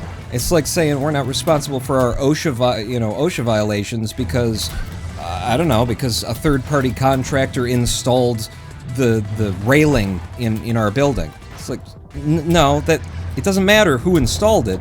If it doesn't function correctly, you're the guys who own it, and when somebody gets injured, you're the guys who get fucking sued. So I really hope that the Supreme Court sees it that way, because I would love for the internet to be shook the fuck up. I would love for the internet to have to, you know, break and bend and turn around and just become what it was before, or just go in a different direction than it's gone.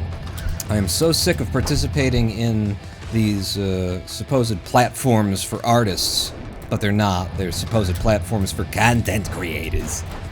And social media, where from day to day, I'm not even sure, am I being censored right now? What is going on? I'm having, like, tweets that disappear, I'm not being allowed to post here anymore, and it's like, is this a policy, or are your systems screwing up? What's going on?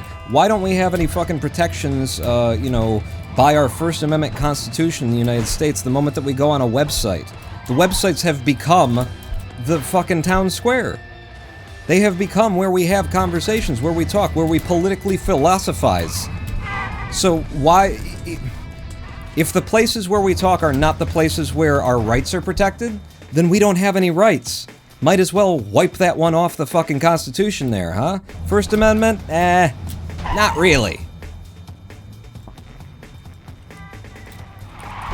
You know, in theory, kind of, sort of, yeah. There are more places where I can't say what I'm thinking than there are places I can, and I'm an American in America. What the fuck went wrong? Excuse me, what happened there? And I know what went wrong. I'm telling you what went wrong. Fucking corporations. The corporate citizen, the idea that an organization that exists exclusively on paper and exclusively for the purpose of making as much money as possible, no matter who has to die in order to make it, has the rights of a human being according to the U.S. government. You're not supposed to do that, Fawn. Don't even try it. That's what went wrong. The fact that they get to own our politicians. They get to buy them because they can't convince stupid people to vote for their stupid shit without a whole bunch of money. Because they themselves, our politicians, refuse to reform the electoral process, even though they all complain about it. Oh, yeah, get them in public and ask them about it. Oh my god, yeah, it's so fucked up, all this dark money that's in politics. And then they accept that dark money. Even the fucking Democrats, I mean, you expect the Republicans to, but the Democrats, in their own fucking House, in their own fucking elections, in their own primary. A primary election is for the party. It's within the party. It's their control. It will operate however they say they want it because it's their party. And in the Democratic Party, they do not believe in democracy. You hear that right? Did you get that one? In the Democratic Party, they're not big fans of democracy because when it comes to their primaries, people like Obama, people like insiders for the Democratic Party get 10,000 votes in comparison to, you know, your one if you're a party member. You get one vote, and then the party insiders get 10,000 each to cancel you and 9,999 other people's opinion out of the Democratic Party's primary. Same thing in the Republican Party. I expect it from the Republican Party. They're vamps and they're ghouls, and they don't care. They're just there for the power and to protect their own rich man's interests and the interests of their friends. I get that. That's what GOP is all about. It's what the grand old party of racist white men and fucking crushed lavender coats smoking cigars is about. I get that. Democratic Party, you know, elbowing Bernie Sanders out of their primaries by use of these special electors who overwhelm the 2, 3, off the side. This is a new method. I'm trying to get it right. Overwhelm the will of their actual, like, constituents of their own party. That, I'm just a little bit surprised at, I suppose. Or at least I was, you know, back when I realized it. Back when I realized... All of those trucks moved so far to the left that I couldn't get far back. I couldn't get back enough to the right. That is incredibly low RNG odds that that would happen. Damn it. We're on a good run, too.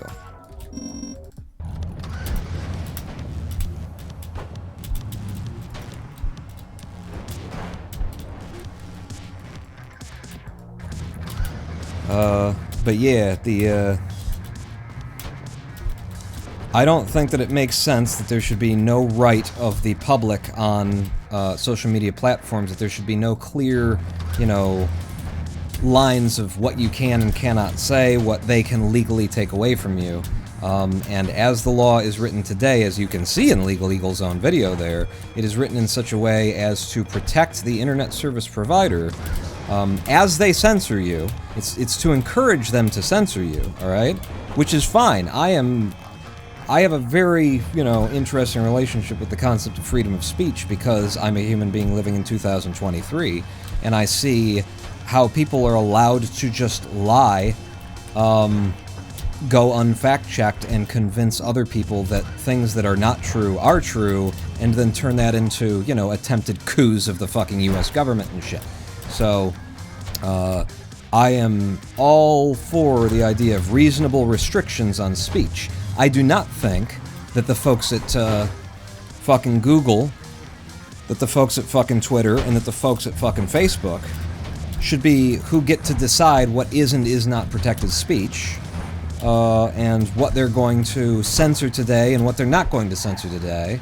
Elon Musk is exactly is the perfect example of why you can't leave that up to a corporation. And yet, we have. And those corporations don't really have significant oversight, because the Republicans have gutted anything that could be considered a committee that has oversight over a corporate interest. And yeah, I'm thinking that Twitter probably shouldn't be allowed to decide if what I'm saying is something that I can say or not. I think there should be some other kind of rule set, some other kind of standard. Maybe I should be held responsible for what I say. Exclusively. I don't know. I like the idea of there being some basic restrictions, but I tell you what, I certainly don't think that I've said anything that's diminishes a minority group, you know... Okay, I have diminished a minority group. The rich are a very small minority, and I may have several times called for their beheadings in the streets. So there is that. But the things that they have chosen to censor me on are just the most frustrating things because they've got no fucking foot to stand on, and they're just doing it for some skeezy corporate bullshit reason. Oh, I love that. That has everything to do with whether or not they think they can make money, as opposed to whether or not they think the words that I've used are a threat to somebody or a harm to somebody or something like that. It's always about the fucking cash, and they're always willing to sell art down the river to claim that they don't understand context and shit like that. They have way too much fucking power and way too much control. They are the rich people whom we are supposed to have a government to protect us, the citizenry, from. Instead, our government has given them special rights to make sure that we can't sue them and get what we're owed back at any point. Holy... Okay, just get under. Woo! I saved it.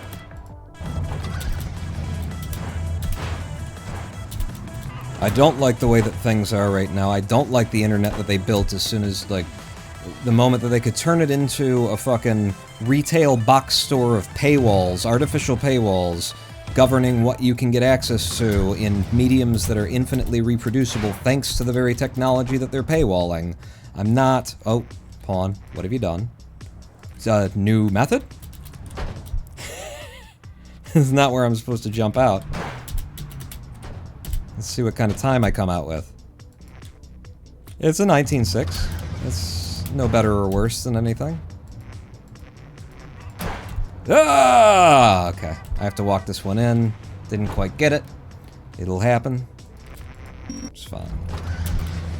But yeah, I say go get him to the family who's coming before the Supreme Court today, or not today, this week, to argue that YouTube, by choosing to promote, by their algorithm choosing to promote and share ISIS videos of terrorism, encouraging the human beings who decided to go into a public place and start shooting and killed their daughter, I say go fucking get YouTube. Go get them, and while you're at it, get us our internet back.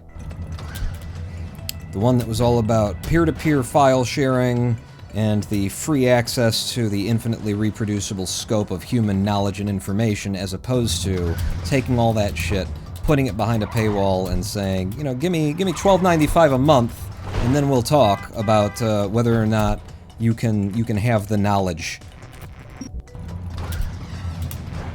Whether or not you can have access to the art and the knowledge. You know? The internet was our best hope, was humanity's best hope of like, of coming to an end with capitalism. Of finally, like, acknowledging, okay, this is just getting a whole bunch of people killed, and it's only enriching a very few people at the top, and everybody else is kind of suffering and lives their whole life waiting for the other shoe to drop, and, you know, worried that if they get sick for one month significantly here, it could completely unmake their entire fucking lives and their finances and all that kind of shit. Capitalism doesn't seem to be working for us anymore. The internet, being a giant network where anyone and everyone can put anything and everything that's ever existed, and it's infinitely reproducible and infinitely communicable to any party with an internet connection, that was going to be our savior. And then the fucking Walmarts got there, and the Home Depots, and they turned the whole fucking thing into another big, dumb fucking box store. It's all advertisements, and anybody who's even trying to make art on this thing has to shill for some giant corporation trying to sell you a hammer that sucks worse than the hammers they used to make, you know? It's gonna fall apart, planned obsolescence bullshit. The internet was our best hope that capitalism could be taken down, and the capitalists managed to get in there and make it look just like everything that they'd always built. The same oppression, the same repression, the same we control your life, we will decide what you're allowed to say, what you're allowed to hear, and what you're allowed to have access to. Did the same fucking thing to it. So I say, you guys go get them. Get YouTube. Burn it down.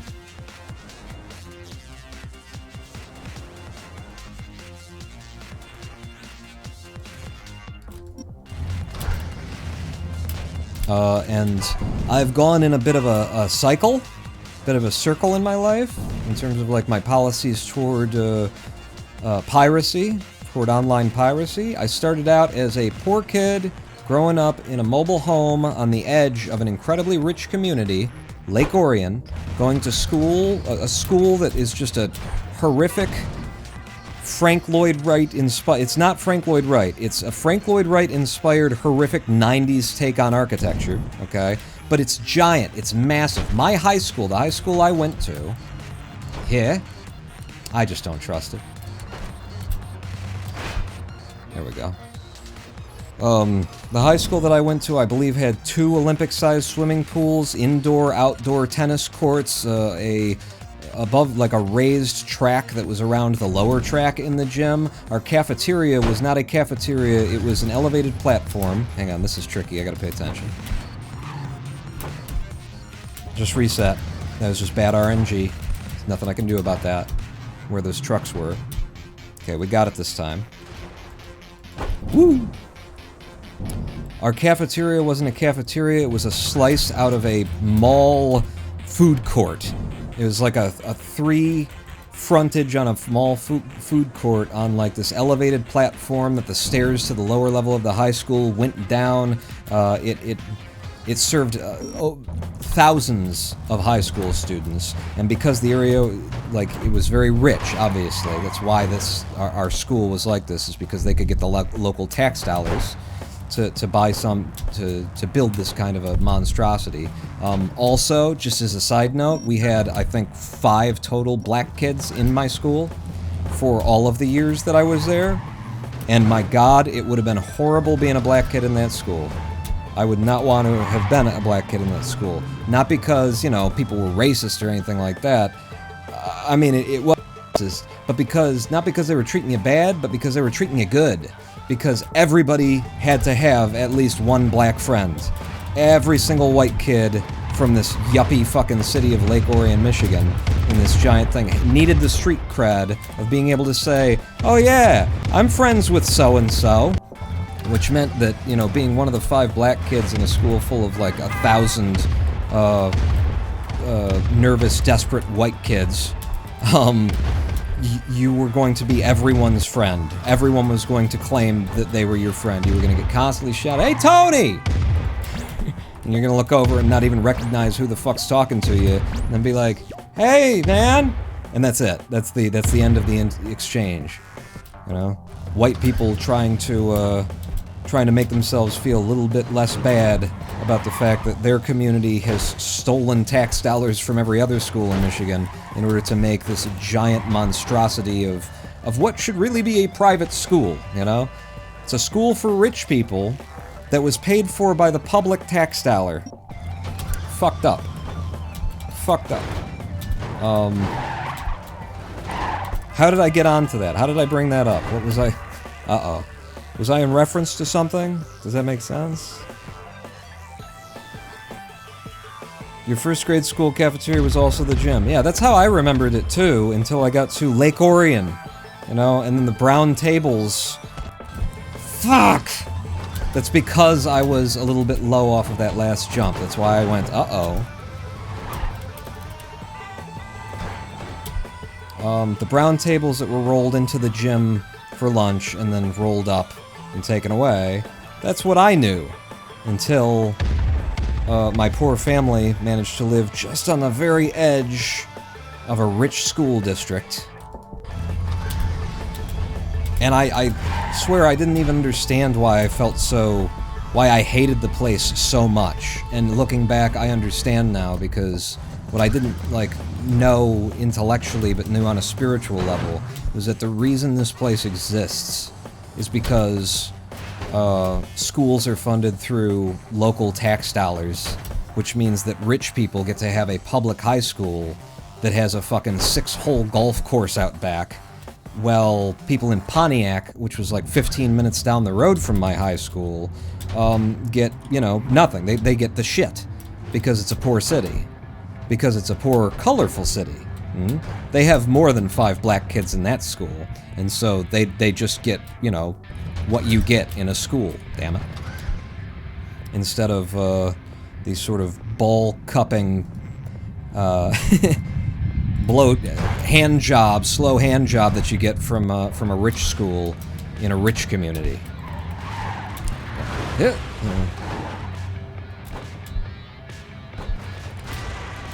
Not loving it, but I made it work very nicely by taking a pop off of that crucifix as it came down on me.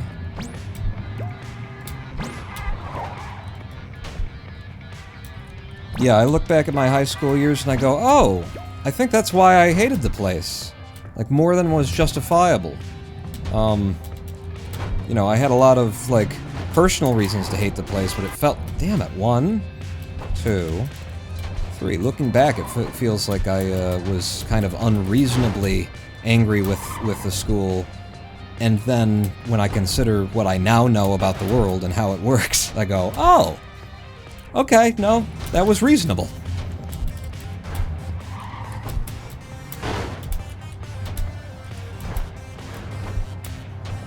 Whee!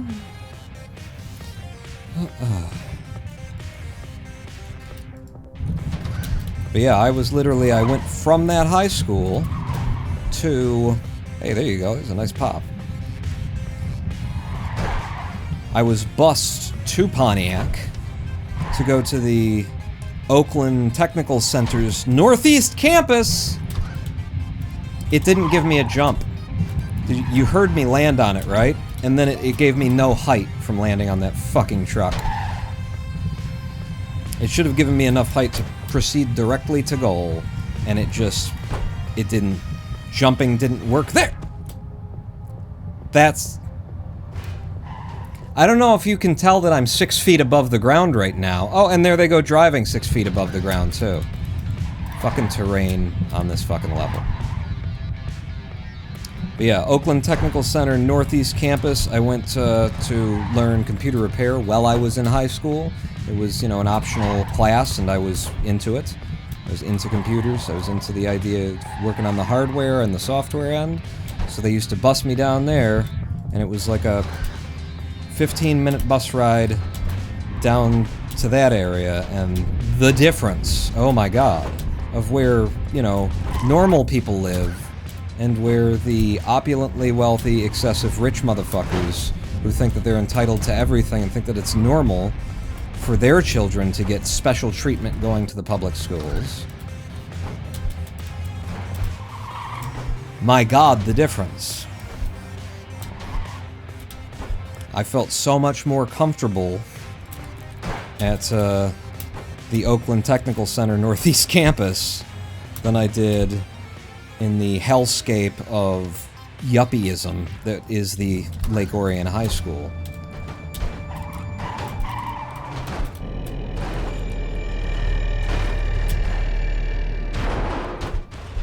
Beautiful.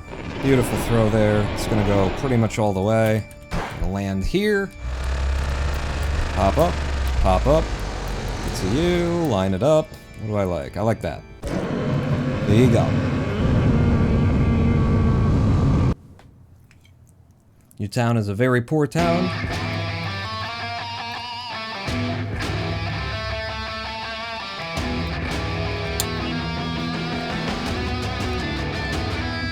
And I love this as an observation to everybody, to all the conservatives out there who want to talk about the idea of equality of opportunity, not outcome.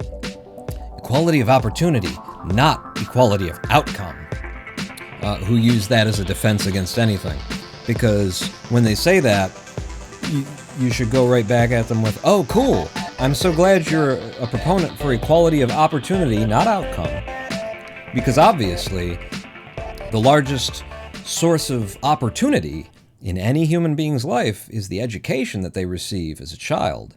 And so when you advocate for equality of opportunity, not outcome, then surely you, as a conservative Republican, making this argument to me, must support the idea of financing our schools not based on local taxes at all, but based on a collective statewide tax that gets distributed evenly amongst the communities, right?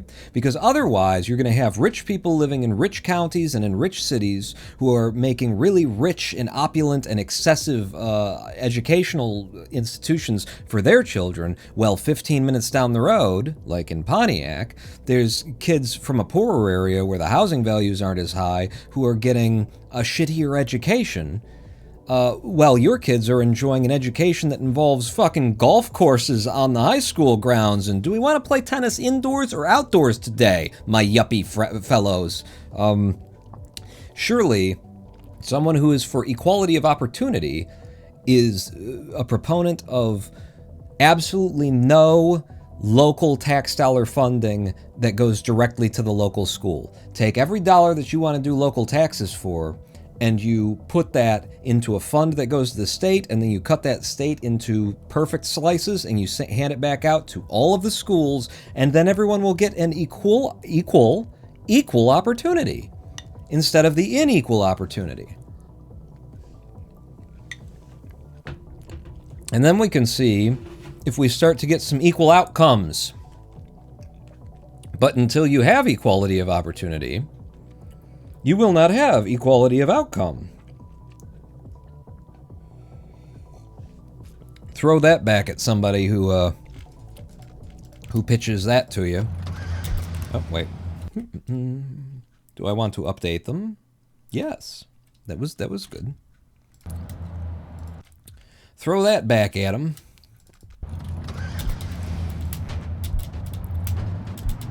And see if they don't immediately agree, oh yes, of course we need to stop funding our schools with local tax money. And they're not going to do that. They're not going to agree to that. And then they will have proven that it's not about equality of anything. It's about maintained inequality is what their fiscal policies are for. That's what the grand old party has always been. It's a grand old party of Klansmen. It's a grand old party of rich motherfuckers who want to keep everybody down so that they can stay rich. I don't want that in my speech. Why stop at the state level, says Mephistopheles? Split all the taxpayer money nationwide for schools to all the states evenly. Hey, you know, have the states, and if you want to do local millages and stuff like that in order to make sure that the same amount of money is available, get it all together, put it in one pile, split it up, and shove it all over this country. But I'll tell you who's not going to like that. It's going to be the GOP.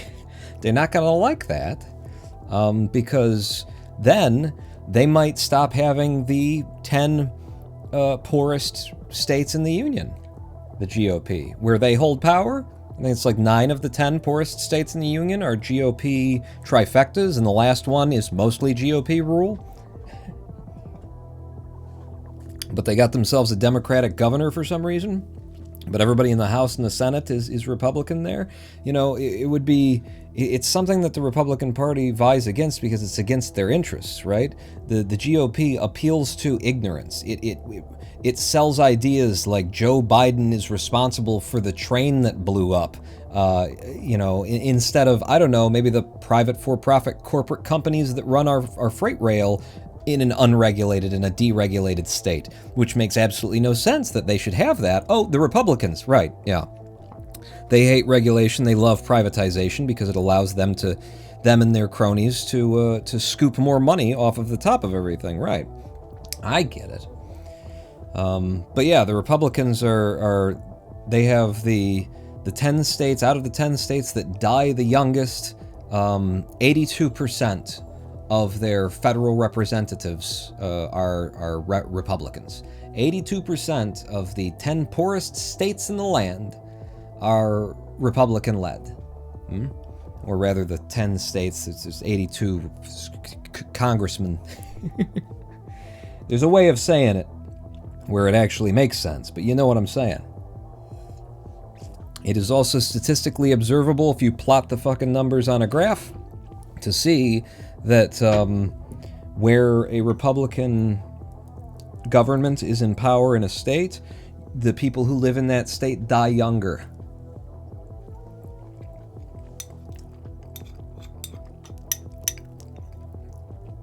And I'll tell you what doesn't happen is it doesn't all even out in the end because they're living such better lives.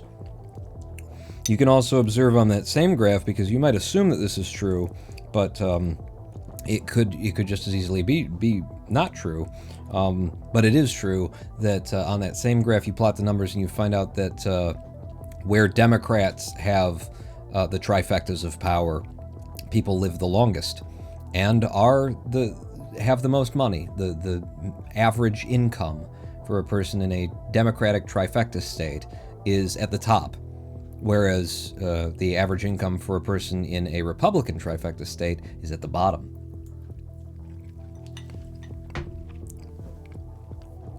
It could almost make you think that that there's something about the policies of the GOP that kills people and makes them poor and miserable and sick. And another thing that's in the charts there is, and all of the local hospitals are packed and don't have enough beds for people and shit. Something about Republican policies seems to be negative in outcome for the people who believe in them. For the people who elect Republicans into power, their ideas and ideals are deadly, it turns out. Whereas the ideas and ideals of progressives and liberals and Democrats and socialists like me are provably better. They make you live longer and make the whole populace richer, which is weird, considering Republicans are all about the austerity politics of get the government out of our pockets, and then when you follow their concept of running a government, everybody gets poorer. But don't you just automatically have more money because of the taxes that you're saving? Oh, they weren't talking about our taxes. They were talking about the taxes for the rich.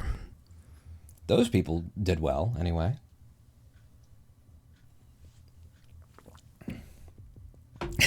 Don't forget all of Biden's Jewish China space laser balloons, mixing up a little bit of A little bit of Santos and Marjorie Taylor Greene there. Jewish and space lasers and balloons. Knowledge is power, which is why there's a paywall, yeah, on the modern internet. Tired of the poor Republican states being very poorly educated. I don't want to hate Southerners, says Mephistopheles SSBM. Yeah, I mean, I have just come into sort of an era at this point, it'll probably change in like a year or two from now, where I'm over it. I'm sick of it. I'm sick of trying to be fucking, you know, trying to stand, be in a place where you could be like, it's not really their fault though, you know? I'm sick of, in my speech and in my own mind, making excuses for fucking morons. I'm done with it for now.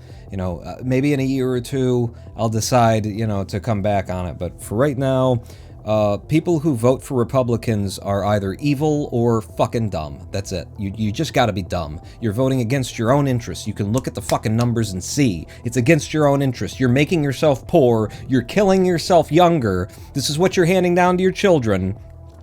You're living in austerity and going out and voting for people who shout about, oh, the gun problem in this country with the automatic weaponry, that's just too many doors. You're just fucking dumb. You're the dumbest motherfuckers in the country. Either the dumbest or the most evil, you know? You either don't know how dumb you are, or it's not about that for you. It's not about trying to make the best decision for everyone. It's about trying to make the decision that's best for you in this moment, regardless of how many people you know will be injured by your decision. And that's evil. It's not Christian. It's not Southern Christian Bible Belt. I mean, it is, and that's the problem. It absolutely is. That is what defines. But you're either voting for Republicans because you're rich and you're going to make out on it, or because you're dumb and you think that one day maybe you will be rich and you're going to make out on it. That's where we are right now. Maybe you could have argued 50 years ago that no, there's an economic policy difference and it's really about small government versus large government, but small government doesn't mean no government. It just means about restricted government, so it's not in my backyard. But you cannot vote for the party of small government who also wants to know what's going on in a woman's uterus, who wants to ban books that mention the existence of black people before 1965. This is not a party of small government who wants to tell a 25-year-old human being in Oklahoma that they have not yet matured enough to make the decision about their own fucking bodies. You can't claim it's small government. You can't claim it's an economic small government policy when the Republican Party itself always spends more when it's in office than the Democrats do. It only pulls out this bullshit about us, small government, we need to fix the deficit and austerity when Democrats are in power. It complains about that shit. When they're in power, it just spends fucking everywhere. Trump's administration got us about 25% deeper into a deficit just before Biden took over, and then suddenly, we need to do something about this deficit. Can you believe how much the fucking Democrats are spending? I can believe that there's less money, because you spent it all while you were in power. I can see that. Can you believe these fucking Democrats spending all this money? Oh, I'm sorry, what did you say? An extra $50 billion that nobody asked for the military? Yeah, sure, hang on. No, I didn't give it the office yet. Let me just get my checkbook for you. It's not really my checkbook, it's the American people's checkbook. 50 billion? Is that all? You just want an extra 50 billion on top of the 800 that we were already gonna give the military? And for no reason. Nobody's even asking for it. Yeah. Let me sign that because I'm a Republican asshole who talks about austerity politics. Here you go. Thanks for coming in. They're a party of liars. They're a party of, like, bad liars. And if you vote for them, you have to be just that retarded to vote for a bad liar, you know? Democrats, like, all politicians are liars. Democrats will come out and lie. They'll lie about things that, like, there's subtlety to. There's some chance that you could look at the data and what they said and kind of go, okay, I see what you're saying there, but you're kind of being manipulative about the way you're applying the data. Republicans never looked at the data in the first place, and then they just come up and tap the microphone and just start saying things. Just things. Joe Biden is coming to take your gas stoves away. And then the dumbest motherfucker, 60 IQ, two-tooth backwoods hillbilly fuck in the audience goes, yeah, fuck Joe Biden. And that's where they get their base from. You have to be retarded. You have to be goddamn retarded or morally compromised. Those are the only options at this point. You don't care who lives and dies so long as you get what you want, or you're just stupid.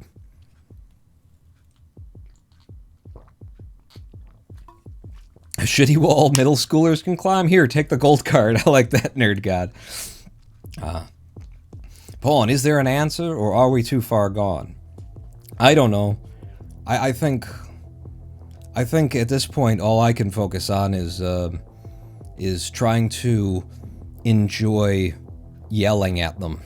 You know, I don't know that you can really aim for things getting truly better and expect anything to happen. So maybe my answer is we're too far gone. I think the more important thing is not to try and figure out whether we are or are not too far gone, but to figure out what is your coping mechanism going to be for living in this world with these people who do and say these things. Like, you're gonna have to live here.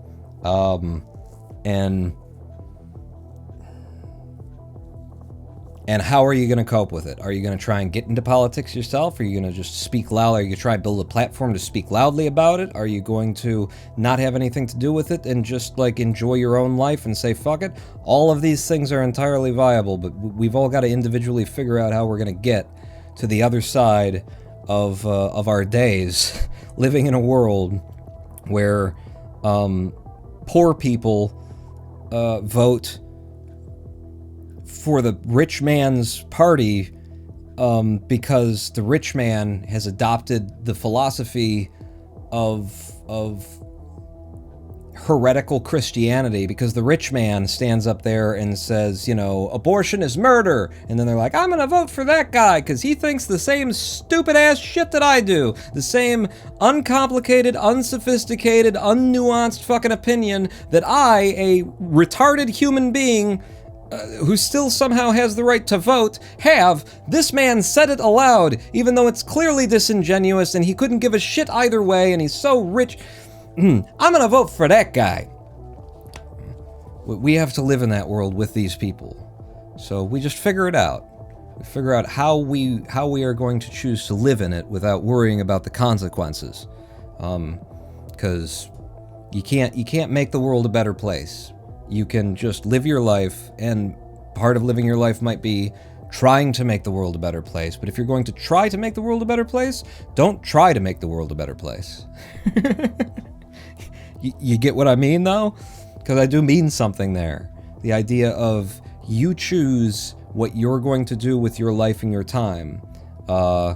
And if you are expecting a certain outcome or demanding a certain outcome or wanting a certain outcome, you're just going to be dissatisfied, because you're either going to get what you want and then you'll be able to go, yay, I got what I want for a moment, and then you're moving on to the next thing that you want. You know, if you hold the expectation that things are going to get better if you do a certain thing, no. You got to be doing what you're doing because it's what you have to do. It's what you feel you need to do, what you feel you want to do. It's the way that you want to be spending your time. It's where you want your energies put, regardless of the outcome.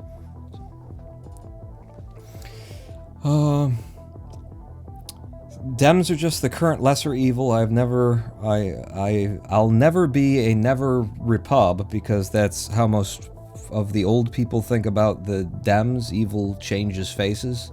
Yeah, I mean, I pre-Trump, I think I was more, in the place where it's like, I'm not blaming the people who vote for the Republicans. I'm blaming the Republicans for making choices after they've been elected, or doing things, or misrepresenting themselves. And post-Trump, I'm like, I'm blaming the fucking people who vote for the Republicans. Which I do openly. Well, everybody knows, anybody can know, if they wanted to go looking, that I didn't vote for Joe Biden against Trump. I didn't vote for Biden against Trump. I didn't vote for Trump. Jesus Christ. I just didn't vote. Because Biden versus Trump was too much of a, you know, evil versus evil kind of thing. Now, Trump was definitely the bigger evil, but the fact that the Democrats were able and willing to put forth Joe Biden against this fucking fascist Mussolini wannabe dictator motherfucker, instead of putting forward Bernie, instead of putting forward someone who represented the opposite of Trump, they put together a middle right-leaning centrist kind of person instead of, you know, a truly democratic socialist leftist to counteract and combat Trump's right-wing fascism shit. That was like, well, no, I'm not going to encourage this party to think that they can get away with that. I'm not going to vote for Joe Biden because his history in our government has been incredibly fucking centrist. It has been super goddamn centrist. Right-leaning centrist, where it's been very corporate, it's been very oppressive. Joe Biden had his hands on and in the drafting of the cocaine and crack laws that have created the racial segregation of punitive damages for people who do drugs, where a black person caught doing drugs gets 20 times the sentence of a white person doing drugs. That's Joe Biden's fucking legacy right there. There's so many things that make Biden a, you know, milk toast, I don't know, just nothing, that make him nothing. That I was not happy, I was not inspired, and I didn't go out to vote for him. And today, I would say that he has handled the presidency very well, according to my opinion, and if he comes up for another election, I will be one of the apparently only 38% who might go out and vote for him. Because I think he's done very well with his time in the presidency. I think he was a shitty fucking senator for 40, 50 years, whatever that was, however long he was doing that. I think he was, it's hard to tell which side he was on, but as president, he has been very responsible, and managed to walk the line, click the goddamn button, managed to walk the line that a president needs to walk, which is a very difficult line to walk, where you're representing the interests of 333 million Americans all at once. You know, most of the presidents I've seen in my life don't get that. That you don't get to just, oh, I won the presidency, so my party won, so we're going to do the things that we want to do now. Joe Biden has, you know, sat in the office of the presidency in a way that feels to me as though he recognizes that he has to protect and preserve the interests of all of the people who are blaming him for taking away their gas stoves like he wasn't doing and no one actually was doing. I feel like he's been very responsible with the executive branch. I think he had a very difficult time, very difficult situation to try and come in and repair. Because of all of the things that Trump tore down and all of the bridges that were bombed with Trump and all of the nepotism that was attempted that made some people very happy and some people very uncomfortable in government. I think Joe Biden has done a pretty fucking good job considering what he had to deal with, and it's only been 2 years. So, I'm willing to consider him when it comes back up and around for election time. I will take another look, and if I had to do it today without any more information, and it was Joe versus Trump again, I would vote for him the second time. First time, he didn't have a track record I liked. As the president, I think he's done pretty damn good.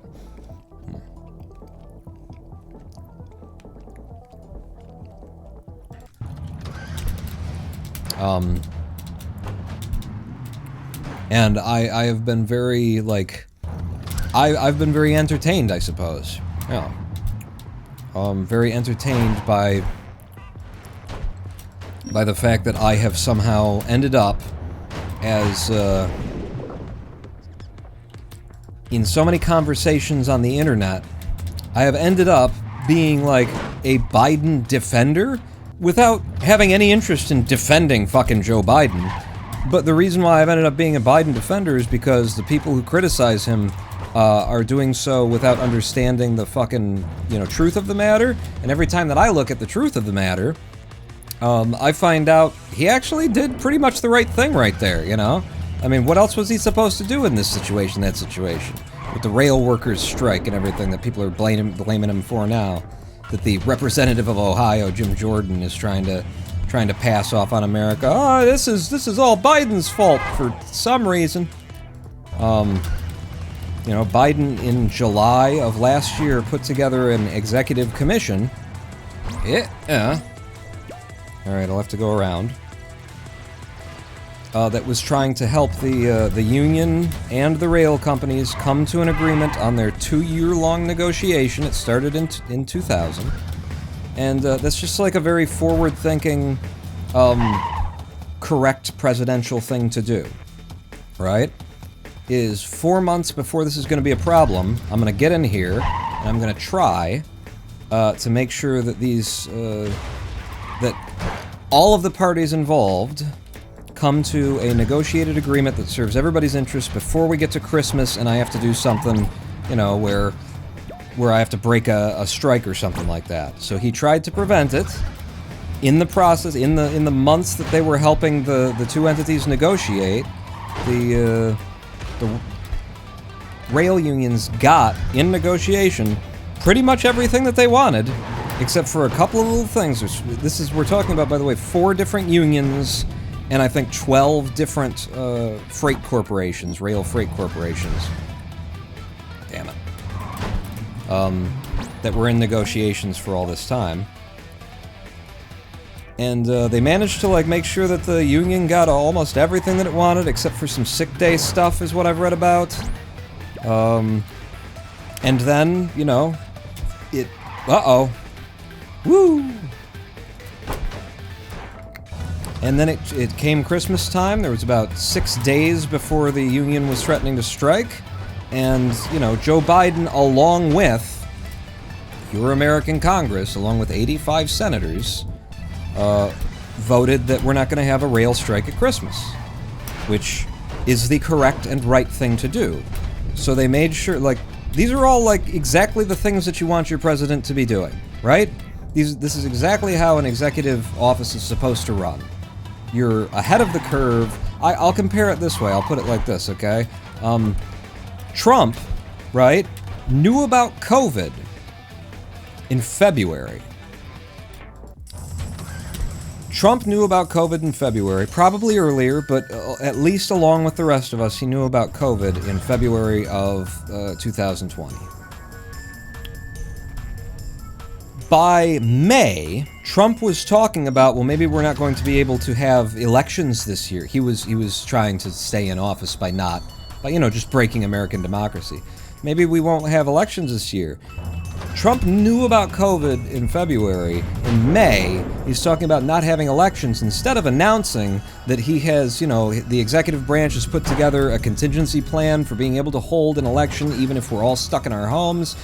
He had all the time in the world. Fuck you, that was perfect! What is going on? All the time in the world to address this issue. And it was the entire fucking year, at least from February to November, that he did not address that issue, and then shows up saying, oh, maybe we just shouldn't have an election. Maybe I should just stay president for another 4 years. That was Trump. Whereas, before anyone in America, before any American, in the public anyway, in the general public, was thinking about trains and rail strikes or any of those things, Joe Biden's executive branch had already gotten in there and started to try and resolve disputes. Trying to open up negotiations and resolve dispute between the unions and stuff in July, 4 months before it came time that he had to call it and say, all right, we're gonna need to break this strike before it happens. Which, by the way, the unions almost certainly always planned that was how it was gonna go. They probably lured the Fed in to do exactly that as part of their negotiation tactics with the rail industry. It just sounds exactly like what you want out of your president, right? It sounds like a responsible man, legislating responsibly, somebody who's been around for a long time, sees stuff coming, gets in front of it, tries to take care of it, and when the push comes to shove, gets in there and does the thing that nobody wants to have to do because they know that they're going to have to take this bunch of bullshit from the opposing party and, press in general, where people are going to say, you broke the union's back or some shit like that when you've been trying to help them for 4 months and now you got to do the hard thing, and he still does the hard thing because it's the right thing to do, along with the support of a bipartisan fucking, 85% vote in Congress, and you're still going to take shit for it. It sounds right. It sounds exactly the way that it's supposed to go. He's doing the job correctly, and I haven't seen that in a long time.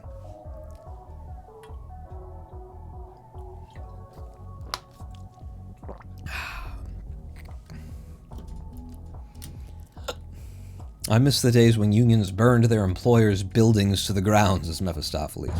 And the argument that that if the unions would have gotten their way, that somehow it would have prevented Ohio from happening or Texas from happening, all these different derailments, the one in particular. I mean, Ohio is way more than Texas. We're talking about, the environmental fallout from that on the local communities there is fucking horrific. But the idea that somehow if the unions would have been allowed to have their strike, that would have prevented the waste spillage 3 months later, because why? Because they would have gotten the medical leave that they wanted? They would have gotten their days off in a different package? What are you talking about? It's like, what do you think the unions were demanding that they couldn't get because the strike was broken, Kinda disingenuous.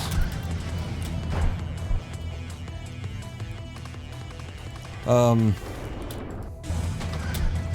yeah, I've been impressed by Joe Biden. I don't look into it. I don't follow the news, and I think that helps. I think there's there's a news cycle that follows the president around, no matter who it is, in a certain way. And probably the less you know of that, like, day-to-day news cycle bullshit, the better, the clearer your opinion is going to be. And I don't follow that. I don't know what goes on in, what has gone on. Woo! How did I do that? In the day-to-day politics of his presidency. Okay.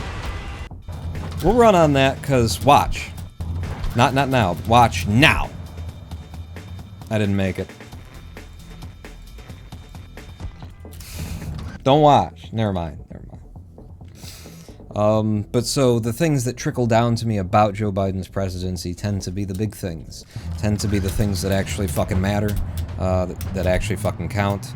I'm very... What movement was that? I don't know. I'm not starting on it.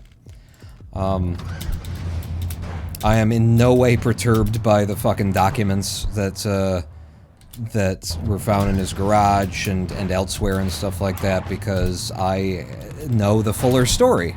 Because I have followed... that one is a bigger story. I looked into it, eventually.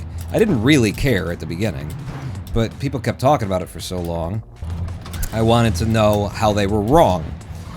So I looked into it and found out, that Trump is having his fucking doors of his house kicked off, or doors of Mar-a-Lago kicked off, or whatever, by the FBI because he refuses to return the documents that he is suspected to have, and that he says, yeah, I got them. What the fuck do you want? Well, Trump is doing that. Biden is, calling the FBI up and saying, listen, we think we found everything, but just in case we didn't, why don't you guys come over and, do a search, alright? This is the President of the United States of America. He doesn't have to do that. He's president currently. He can do whatever the fuck he wants. He's calling the FBI up and saying, you know what? To be sure, to make sure that I don't got anything else, you guys come over and do a search. As, the other guy is burning evidence and hiding shit and claiming that he just took the folder. I just wanted the folders. I didn't take any of the information that was in them. Yeah, see? Yeah. The guy who's obstructing justice, who's absolutely guilty of all these different federal laws that are in place to keep government employees from walking off with sensitive information. And meanwhile, Biden is completely unprosecutable for any of those fucking documents because he has always cooperated and always presented as someone who didn't know that he had them. Well, Trump is like, yeah, I fucking have them, and I get to keep them too. Which makes Trump absolutely prosecutable. Like, I don't think you even need to hold the trial, just put some fucking handcuffs on the bastard. But, you know, and I know that Mike Pence, who, you know, Trump's best fans wanted to murder, tried to murder in order to prevent the transfer of power in our democratic system. I know that he's guilty of exactly whatever Joe Biden is guilty of, right? That's the situation right now for Pence. He had the exact same situation. He called the FBI out to have a look because he started to worry with all the bullshit that's going around with all these, the documents. Everybody's looking for documents now. Pence calls the FBI up, asks them to come out and have a look at his place, and they find documents there. So whatever you charge Biden with, you gotta charge Pence with. And I know that's not a big deal because, at least to most MAGA supporters, because they were ready to hang Mike Pence on the day that they did their little attempted coup, except for they didn't know how to finish it. They didn't know, they didn't have a plan. What do we do after we break out the windows and go inside? Like, if they manage to, get the people who we wanted to murder out of the building before we can murder them, then what do we do? I guess we go down the road to the Hardee's. Some fucking barbecue grilled fucking meat.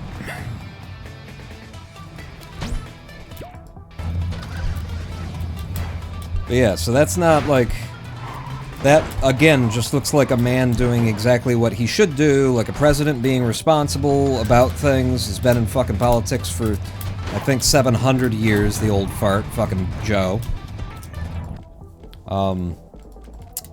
So, the whole documents thing just looks like, yeah, of course he would have some shit lying around the house, especially as often as he goes home to work. Not really a big deal, especially since he was immediately forthcoming and invited the fucking FBI in to search. Not a problem for me. Don't bother me at all that the President of the United States has classified documents. He is the President. Kinda weird to drum up old shit and be like, well, he's the President now, but he wasn't then, and he's still got the documents, and he shouldn't have, he was supposed to return them. It's like, okay, so, let's impeach a guy because he's done the same violation as someone who didn't return their book to the fucking public library, he kept it further than when he said he was supposed to have it. Impeach him. What about the other guy who did that, but who also still has the documents and refuses to give them back? Well, he's a fucking saint. Why you got a problem with him? The things that I know about that Joe Biden has legislated, that he's done, the places where he's put money that wasn't put before in our federal budget, and for my city that I live in, Detroit, it looks pretty fucking correct to me. It looks pretty much how I'd want a responsible human being to manage the presidency, so I find it a little disingenuous to come up with all this kind of ancillary bullshit that doesn't really have anything to do with anything to say about Joe Biden and his presidency. When his presidency is probably the best thing he's done in his whole fucking career. Especially considering where America started when he came in.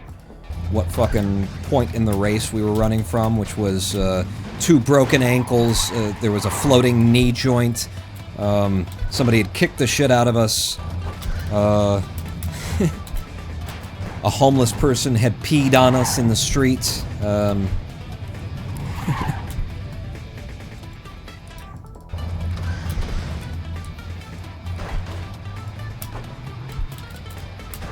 Woo! Okay, that's good. Huh? An 8.2 out of 2.6? I never get that. I shouldn't have gone for it, but I never get it. Fuck me! We're in. I got no jump off of that mega jump. That was the opposite of a mega jump. It was a tiny jump. Oh, I love that. That could be gold.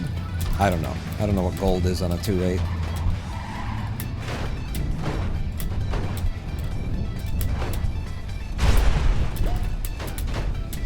Damn. That was the hardest 2.9 of my life right there. I was struggling against everything to keep the speed. Huh! Ah! Thank you. Thank you. Damn. The whole end of World 2 has been the hardest end of World 2.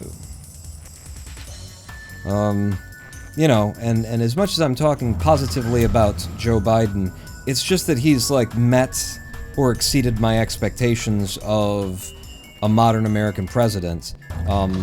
He has in no way, like, impressed me if I were just judging by, like, a scale of what would be good for the country. You know, the main things that need to happen, campaign finance reform, you know, probably a smaller, or the abolishing of the Senate would probably be a good idea at this point. I like that as a solution to, campaign finance regulations that nobody seems willing to change, to make any effort to change. Just abolish the Senate and expand the House of Representatives, but something where we could actually have, like, some claim to being a democratic nation again. You know, the end of the college, the electoral college. These things, there's no movement on that. So far, gun control. You know, there's no fucking... damn it. There is no argument for a justifiable reason why an American citizen needs a high-capacity magazine in an automatic rifle. There is no argument for that, that makes the slightest motherfucking bit of sense. This is easy! This level is easy! It's nothing! Just fucking do it! Can't believe these bullshit levels taking fucking time from me. Uh-oh. Oh! Locked up the brakes in order to avoid the one on the right and the one on the left. You know, like, you can keep all of the gun laws exactly the way that they are right now, except, obviously, you can't have, like, there is no reason why anybody needs an automatic rifle. No justification for that. You do not need a fully automatic or gas-powered fucking rifle so that you can fire 120 rounds per minute at deer. Okay? No arguments. No logic can possibly get behind it. Including the logic that, well, the Second Amendment is so that the American people can take their government back by force against their government if it comes to that. That still doesn't hold up because your government now has Apache helicopters, okay? And fucking Bradley tanks. You understand me? You are not going to win with your AR-15 even if you have an AR-15, and we're not going to give you a fucking rocket launcher if that's where you think we're going. We're not going to make it even in the other direction so that you can have an Apache helicopter as well in order to fight the government. So maybe what we could do is take those fucking assault rifles away from the human-murdering motherfuckers who want them, who walk into our fucking schools and into black communities more often than not, in order to gun down people of color and faith that they don't agree with or don't like that they exist or whatever the fuck we're doing here in this country, right? Wow, that's just lucky. That's just lucky that I got over that.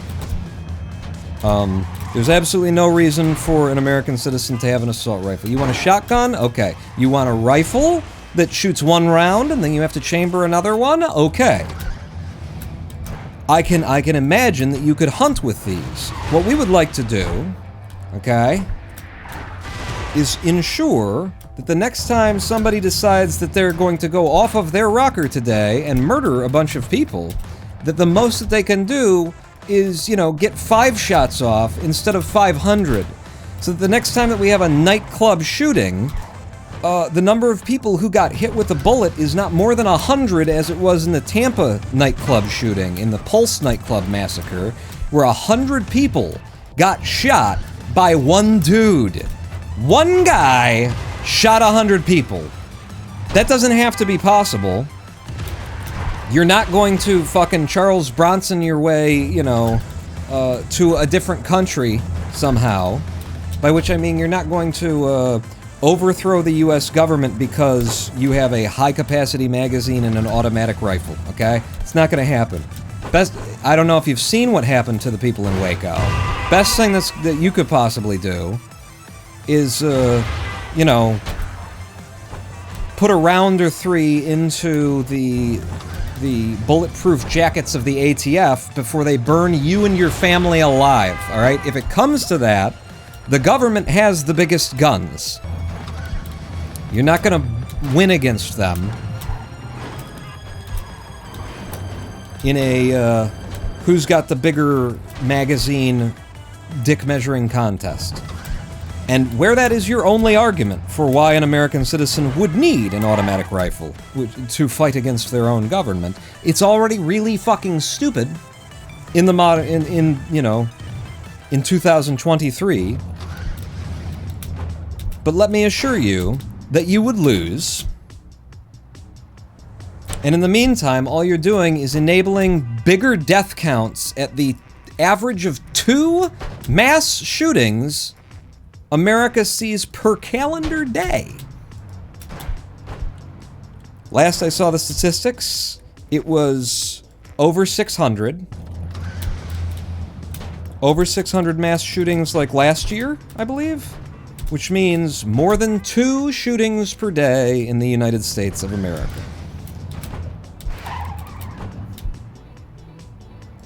In a country where I believe like 75%, or it's upward of 70% of Americans, I believe, support the idea that all gun owners should be licensed. So why isn't that a thing? Why don't we do that then? How is the 30% silencing the majority? How is this working exactly? The 30% of people can hold us back from doing the thing that makes the most fucking sense, which is to say, if you want a deadly weapon that you can point at a human being like it's a magic wand in Harry Potter land, and squeeze and then that person dies, then you need to be licensed the same way that you need to be licensed to drive a deadly weapon on our public streets. Most Americans, including, you know, gun-toting Americans, I think probably primarily gun-toting Americans, a lot of them, who, you know, open carry or private carry, who have licenses and shit like that, agree that the best thing we could do would be to require anyone who wants to carry a gun to first prove that they are responsible with that gun. That they know how to use it, they know how to clean it, they know how to maintain it, they know how to secure it against being stolen by somebody else. And that they're not, you know, big wife beaters, that kind of thing. That they haven't in the past tried to kill someone without a gun. Like, most of America agrees on this, so how is it that most of America keeps getting silenced by the minority? I don't get it. Except I do get it, because it's not really being silenced by the minority, it's being silenced by the corporation that makes guns. It's being silenced by the big companies who have all of their money tied up in Americans being able to just walk into a Walmart and say, "Hey honey, what do you think about getting a gun?" And then walk out with a gun. No training, no classes, no background check. Just, "Hey honey, what if we got ourselves a deadly weapon and kept it around the house?" And I know this, in my home state here of Michigan, I know this because I bought a shotgun to kill a man. I bought a shotgun with the full intention of killing a human being in the state of Michigan. Told the person who sold it to me that that's basically what I was going to do. You know, not necessarily in direct terms, but he understood what I was planning. And the guy sold me the shotgun and gave me some tips about how I could stay out of jail as I killed the man. That's here in the state of Michigan. I bought a shotgun, and nobody checked anything. And I told the guy that my plan was, you know, to kill a man who had been terrorizing my neighborhood and my home and had broke all of the windows out of my home and come in and tried to kill me in my living room, and who the police had failed to catch, and he was on the streets and I couldn't go back to my house in my own fucking city, in the house that I fucking own here, because this fucking whack job crackhead could not be, you know, captured and held by the goddamn Detroit Police Department for a week. So that I had to abandon the home that I own the deed to. No mortgage, it's mine. Well, the windows were all broken out of it because of this guy. And I told the dude who was selling the gun there basically what the situation was, and he says, "Well, looks like you're about ready for it." He looked at me and said, you know, he basically commented on my psychological state and whether I looked like I was ready to kill a man, whether I looked like I could do it. And he said, "Yeah, I think you can do it. Here's the thing that you need to make sure of, all right? You don't want to shoot him in the back, okay? You want to get him while he's looking at you, because they're going to be able to tell that, you know, and you could end up going to prison." Fuck. I couldn't take the speed off. You could end up going to prison for having shot him in the back while he was running away, if he sees your gun and then goes running. So make sure that you wait, and that you pull the trigger while he's facing you, so that the entry wound goes in the front, you know what I'm saying? That's what he told me.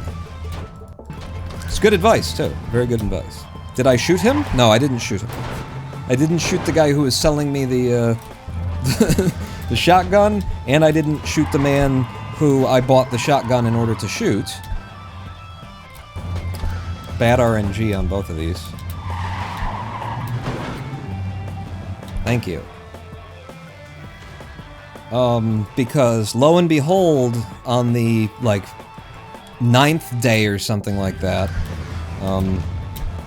the Detroit Police Department actually did show up. Which they hadn't done for a week before it. Fuck this run. And so I didn't have to. They actually came, they actually caught him, and they actually kept him in jail this time. Whereas before, whenever they showed up, they told me that they had caught him. They told me that he was, you know, in a cell, and that they didn't need me to file any further report. Go home. You know, all that matters is he's in jail and you're safe. That's all right? Yeah, I guess so. Then I went home, and the next day, he was out and standing on the corner looking across at my house again.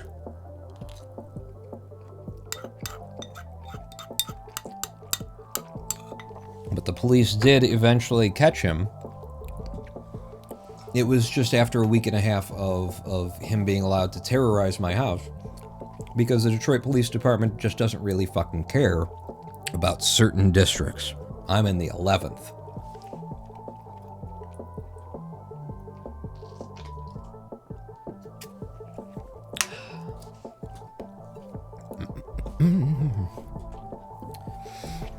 Do I think I would have pulled the trigger? Yeah.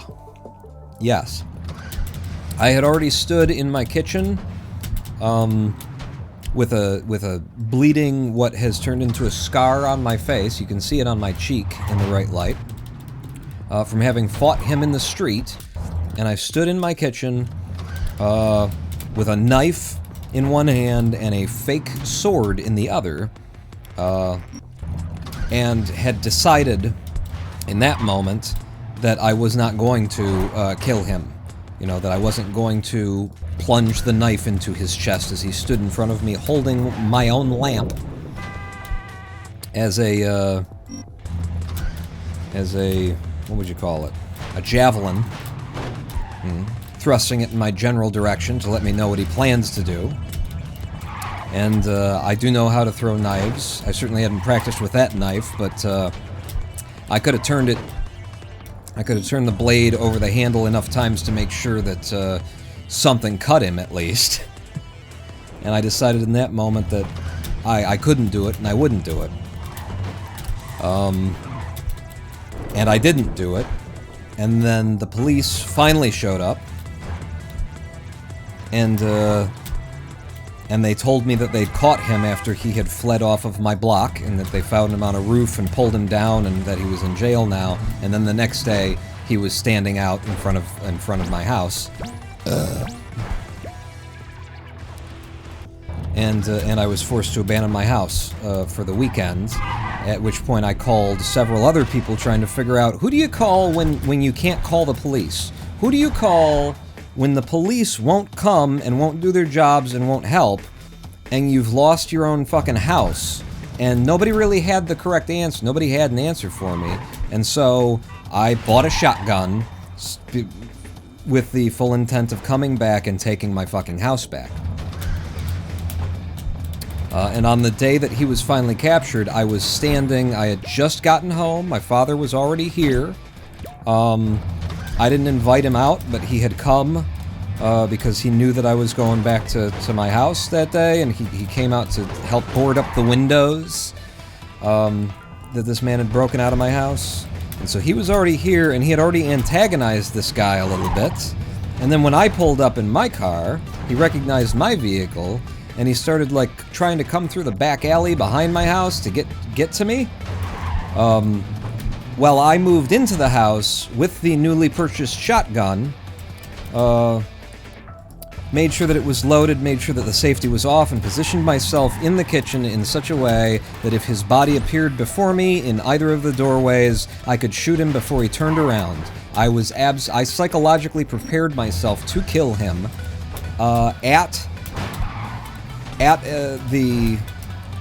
there's a Waterford gun range.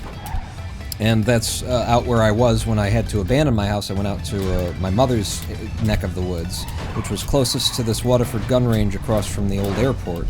And so I trained myself on the weapon, how to use it, how to know what I'm doing with it, how to load it quickly, all those things, and spent days psychologically preparing myself to kill a man, with intent and willfully, because it was not going to end otherwise, as far as I could tell. And in fact, what I find out at the end of all this, when I'm, in court, being asked to, tell some portion of the story and being cross-examined by this man's defense counsel because he's up for a few years worth of charges based on what he did at my house, not to mention several other crimes that he also committed that didn't involve me. I find out by speaking to the officer who actually did catch him, who actually did stop him. And the way that he caught him, by the way that they stopped him, was that this guy was part of a special unit in Detroit, and this is what I find out. He had been listening to the radio, and he had heard my call. He had seen my name on, like, the records of calls for 3 days in a row, or no, 3 days out of the week. I had been, calling from the same address, my name on the records, all that kind of stuff. He knew that it was happening again and that nobody had done anything about it. He got sick of it, and so he decided to call it in with his special unit, and they brought a helicopter out. That's not how you do this, Pawn. Well, they brought a helicopter out and made sure that the guy couldn't run if he tried, because there was a helicopter overhead, and they beat the door off of the hinges of the house and went in, put him in handcuffs, dragged him out, put him in the car. It was seconds. When it was 30 seconds from the moment that they, like, pulled up on my street to them having the job done. Every other officer who had come, who wasn't part of a special unit across the week of terror at my home, it had taken hours for them to accomplish nothing. It had taken 45 minutes here and an hour and 15 minutes there, that people had hung out looking like they're doing something. Well, they were doing nothing, and well, the guy was still at large in my neighborhood at the end of it.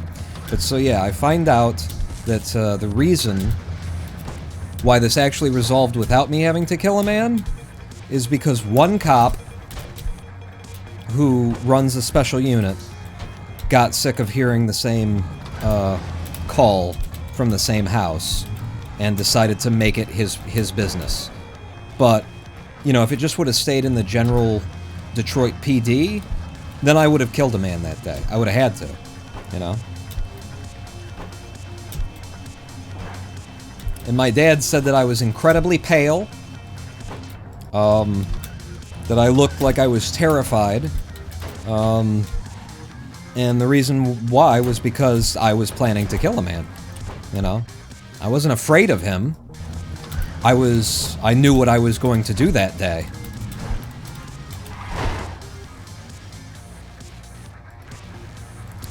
So as a man in America, whose experience has been not because I live, you know, out in the wild country where the horse rustlers come around and they're trying to steal and they'll rape your women and all that fucking bullshit that the John Wayne types want to believe about themselves, where they live and what their threats are. Because I live in the post-slavery ghetto of the city of Detroit, where the police do not come, where the priority to response time is over an hour. Because I live in the racist city of Detroit that doesn't bother protecting its black citizens, and I live in a black area, I had the actual scenario that most of these John Wayne wannabe fucks, two-tooth hillbilly motherfuckers living out in the middle of Texas, think, you know, that they want to happen or are imagining is going to happen, and then they'll be able to kill somebody and they'll be the big hero. I had that situation, and what I'm telling you is that there is no reason why anybody needs a fucking automatic weapon in their life. Everyone who wants to carry a gun of any kind should have to have a license, prove that they know how to use it. I had to teach myself how to fucking use it. I had to teach myself how to use it at a firing range, literally, like, asking the people next to me, these two young kids, asking them, like, or telling them, listen, I don't really know what I'm doing with this thing. If I start doing anything that looks, like, dangerous to you, you know, let me know. And they were like, oh, dude, you're cool. They were standing there with an automatic rifle. They had brought an automatic rifle to the range to fuck around with. Fuck. And I had, you know, these 18-year-old looking motherfuckers with an automatic rifle next to me who I'm, you know, just saying, hey, if I'm doing something wrong, if I'm pointing the thing at you because I'm not thinking about it, like, let me know. And they're like, nah, it's fucking fine, man. They're just guns. They're just deadly. Oh, it's no big deal. Fuck. Be so uptight, brah. That was their attitude about it. And they were the ones with the fully automatic weapon. So I'm going to go ahead and say that usually the people with the fully automatic weapon are the people who you don't want to have a fully automatic weapon. No reason that you need it, there's no reason that those kids needed it, and there is no argument for why a human being should not have to prove that they can responsibly wield a weapon and care for a weapon and make sure nobody else gets a hold of it before you give one to them. Crazy as that sounds.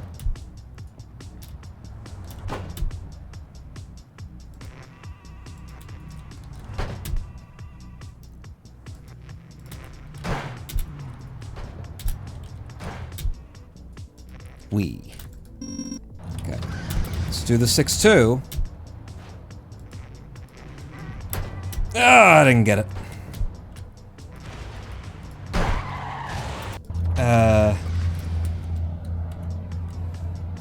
We should have saved time by now. I know we're close to PB. We should have saved time by now. I'm resetting on that. John Wick killed 3 men in a bar with a pencil. Are we gonna ban pencils?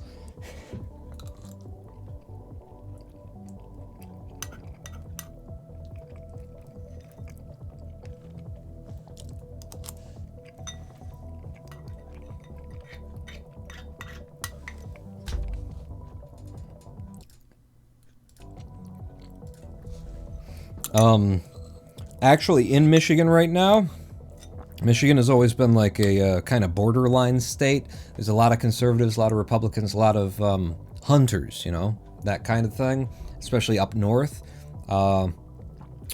But strong Democratic community as well, so it's always been kind of borderline, you know, who's in control at what point. It's not really a trifecta state. We'll have like a Democratic governor and a Republican Congress a lot kind of thing. Right now, the Democratic Party is in power in Michigan. They've got the trifecta, I think. Anyway, they're in power in the Congress and they're in power in the governorship, I believe. So, we just had another mass shooting at, I think U of M. It was either Michigan State or U of M. It was one of our two big universities here. Another mass shooting. And I retweeted an article today that I read where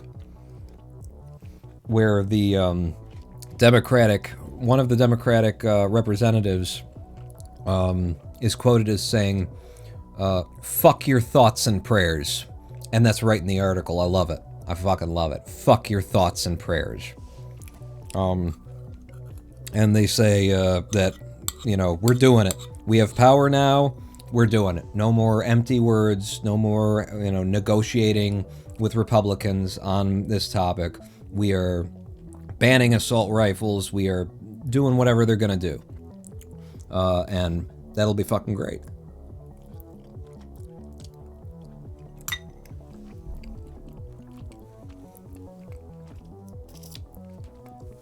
Sick Boy says, I remember how disgusted and distraught you were when those guys shot that kid because they thought he had stolen from them. So I kind of understand how heavy that situation was on you. I was in that stream when you fucking lost it. Yeah. Yeah. I get the feeling that there's more people who have seen, you know, movies about the hero coming in with the guns and stuff like that. I've been in a situation where I'm a former Buddhist monk, and there was no other solution to my problem. There was no phone number to call. There was no, like, what am I going to call the FBI and say the Detroit police won't come? Will you guys come? I had already called the Detroit police, the Hamtramck police. I reached out to news organizations, you know, to try and get them to cover it or something. Like, how do I get something to move here? I found no immediate way, and I was out of my own home, you know, and my home was sitting there with broken windows now. I needed to get back into my home and repair my home so that other people didn't come in and ruin the work that I put into this place to bring it back from the edge of blight and all these things. There was no other solution but for me to get a gun and kill a man. And yeah, the psychological and emotional strain and stress of being in that situation and being forced to the edge and having to actually do something about it yourself. Having experienced that, when I see someone who seems to be playing games with guns, when I see a video on Twitter like a month ago of a guy in a diner and a dude is like robbing people and you know, getting them to give all their money out of their purses and stuff like that, and the dude in the mask who's robbing people turns to walk out, and then Cowboy jumps up with a pistol and shoots him 9 times in the back, and then the guy's laying on the ground. Was it 9 times? It's been too long that I remember the numbers. He shoots him so many, bop, bop, bop, bop, bop, bop, in the back as this guy was walking. The guy falls immediately to the ground, fucking limp, just dead. And then this cowboy stands over the top of him, puts 2 more rounds into him, then like looks at him, takes a breath, turns the gun to the side and puts one in the back of his head. When I see somebody like that, that is exactly the man that doesn't need to get a fucking gun. That should not be allowed to wield and carry a weapon. He saved those people, he got that money back from those people, and he killed that bad guy who came in and robbed those people their money. Right. So we've just traded a human life who is dead forever for pocket money. The pocket money of some people who were in that restaurant. The guy was literally done. He was leaving. He had committed no acts of violence. No one had been injured. Nobody was dead. and then one of these fucking Charles Bronson, John Wayne motherfucker wannabes has his gun on him, and you know he's sitting there the whole time and he's thinking about when am I gonna go? What am I gonna do? I gotta get up, I gotta do something, if I don't do it, my friends are gonna, they'll see me on the news, they'll know that I was here and that I had a gun because they know I carry, and that I didn't do anything about it, so now I gotta do something about it, I gotta kill this guy. People putting themselves into that headspace, putting themselves into that situation where now it's like, they would be embarrassed to not kill a man. I would be embarrassed. It would be so gauche of me to not have killed him. My friends would be like, are you kidding me? Didn't you have that Magnum revolver on you that you're always wielding, showing everybody and all that kind of stuff? You're always making a big thing about it, and then when the opportunity comes, you didn't do anything? Somebody putting themselves in that situation, living in that world where guns are about your fucking, size of your dick or absence thereof, that are about machismo, that are about some cinematic play you're working through in your head where you get to be the big hero, and then you murder someone for property. The night that I didn't kill the guy with the knife, literally, he's breaking out all of the windows in my house. I'm protecting a woman. The reason why this happened was he was beating his girlfriend. She came to my house in the middle of the night and said, can you call the cops? I did. The cops never fucking came, so now I'm the cops. The night that he is standing in my dining room, threatening me with my lamp, and I've got a fucking knife in my hand, before he comes in, he's breaking out all the windows of my home, and the woman he's been beating is saying, he's gonna destroy your house, I should just leave, I should leave, he'll just, he'll chase after me and he'll leave me, and I'm like, are you kidding me? It's fucking property, it's not worth your life. And this guy's fucking crazy. He was beating the shit out of you before you came over here, now he's come here and knocked all the windows out of my house. You think he's gotten any calmer? No. You can't go outside now because my property is not worth your life. You stay in here with me. That's the kind of decision you want to be making. That's the kind of decision I expect an officer of the law to make. That's why we get so pissed off when we find out that another cop shot another person in the fucking back. Because whatever they were doing, whatever their crime was, you just traded a human being's life for that crime, right? Hey, you did that crime, now you die.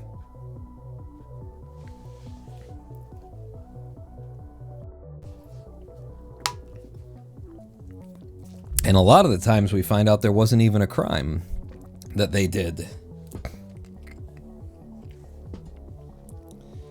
Nerd God, which one? What are you talking about? I saw a video on YouTube of a guy who shot another in the head over a golf game a while back. It was crazy. It was some self-defense analysis video. They were using it as an example of self-defense. Dude literally was convinced it was his right to use deadly force in that situation. Jesus Christ, That's the country that I live in. That's where we are. And having been in a real-life situation of real life needing a gun and needing to kill a man, it definitely hits a little differently when I see some jackass with a revolver, or rather, like, nobody carries a revolver anymore either. They're all, the guy who did kill that dude who shot that mugger in the back, the guy who was robbing everybody for the money, he put so many rounds, and it was a clip, and he emptied that fucking clip into that man. He might have had 3 or 4 bullets left. And it's just like, if you would have done nothing, this event ends, okay? There's a police report filed, there's video, the guy gets picked up a couple of days later, maybe. Maybe he doesn't get picked up. At least, like, everyone's still alive here. You getting up out of your booth and cowardly shooting a man in the back like 9, 12 fucking times, and then having a moment to think about it, and ending the whole thing with a coup de grace. You're just proving. You're proving why Americans shouldn't have guns. You're proving why people can't be, like, held... why yahoos in the public are not responsible enough to wield deadly weapons. I remember in Michigan we had a story about a woman who, hang on. What? Ah, damn it. Story about a woman who was at a Home Depot,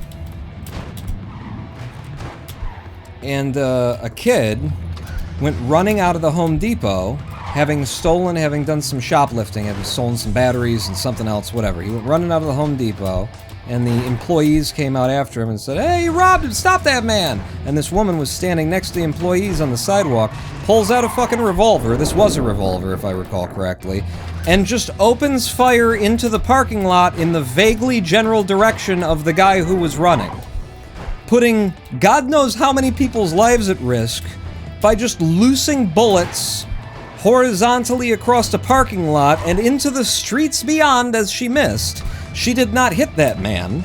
I don't think she hit and killed anyone else either, thank God, but she was certainly in a position to, wasn't she? She was gonna be the big hero. She was gonna be the John Wayne, the Charles Bronson. She was gonna uphold the law herself.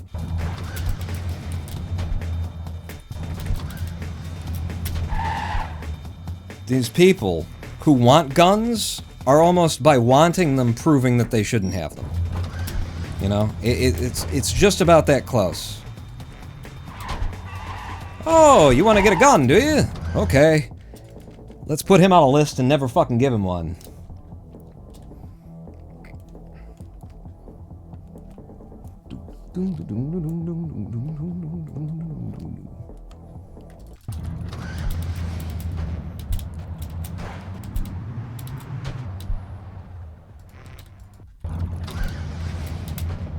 But how'd we get here? It was something about trains and Joe Biden and... and didn't it start with, legal? and the internet? It's been a good day. It's been a good day for political ranting, huh? We went from legal, making a video about the Supreme Court, presiding over a case that could change how the internet works, to the reason why assault rifles should be banned and every gun owner, everyone who wants to own a gun should have to be licensed. They have to take a course that takes several weeks to complete, where they prove that they can handle the weapon, that they have, you know, been fully educated, that it is not okay, appropriate, or correct to murder people, even if they're doing a crime, because you want to be a fucking action hero in the story of your own life. Not okay. Wasn't okay for George Zimmerman, not okay for you. Wasn't okay for those redneck hillbilly fucks in Georgia, was it? Who shot Ahmaud Arbery? Wasn't okay for them? Not okay for you.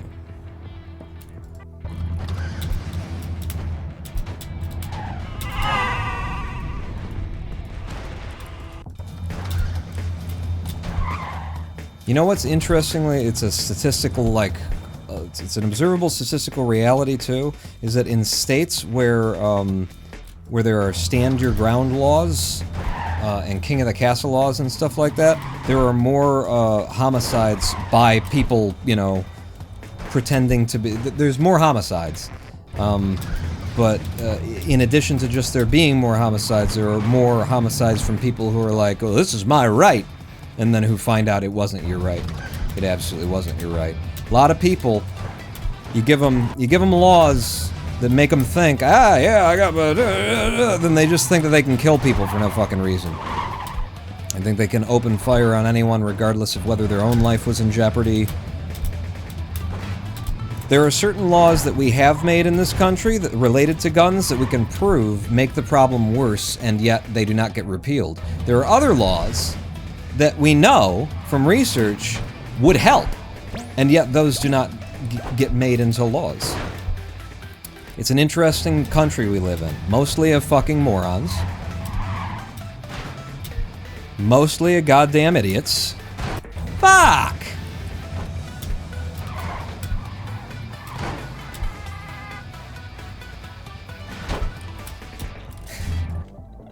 I'm just so sick of that fucking level being a problem that it's like, I might as well go for something ridiculous that's probably gonna get me killed. If you want to be an action hero, join the military and go kill some innocent civilians, or whatever it is the US military does. Hey, I don't want any gay people hanging around me while I'm murdering women and kids.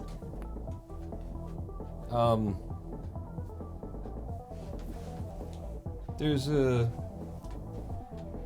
my water. Oh. It's right here. You silly. It was hiding behind the microphone stand there.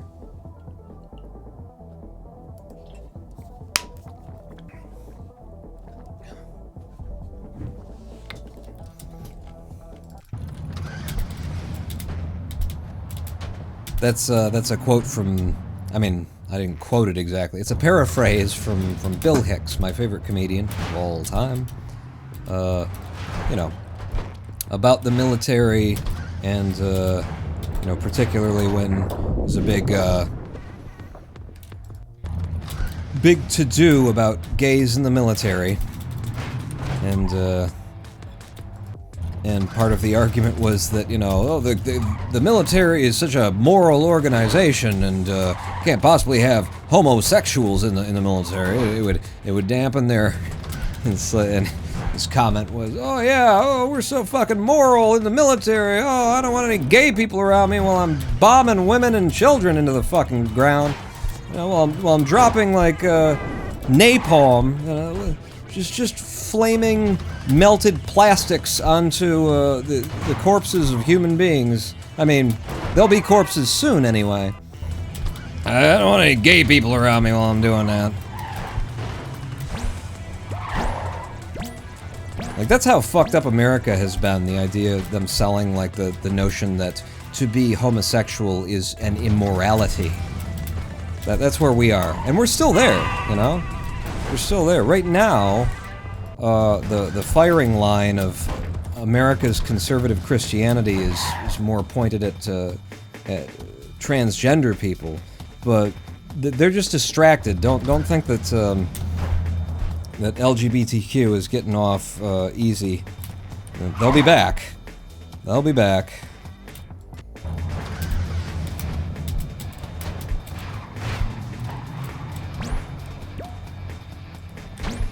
They're just having fun with their made-up organization of gays against groomers, you know? They're just having fun pretending to be gay in order to make their position, their radical positions of hate, sound a little bit more reasonable by pretending to be the people that they have fought so long against having rights.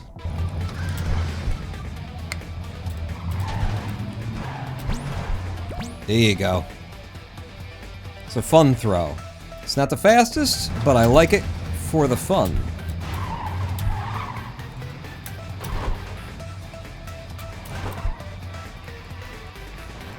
It's this level again. It's this level again. I got through it though, so we'll keep running. It was a horrible getting through it. Bennett Foddy didn't even show up.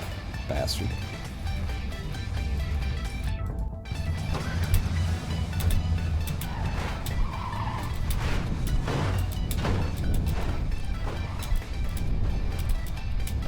Whee!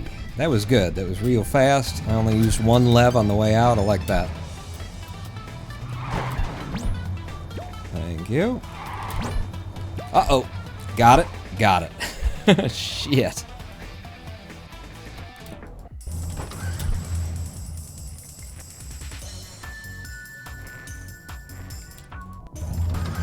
Oh, what are you doing? I just keep wanting to snap back to no ability movements and things. This is a pretty good run, huh? We're just holding with PB. But I think we haven't died. Shouldn't have said that out loud, right? Shouldn't have said that out loud, Paul.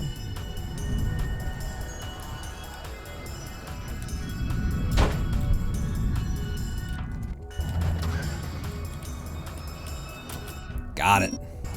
Nice 3.1. Slow 3.7.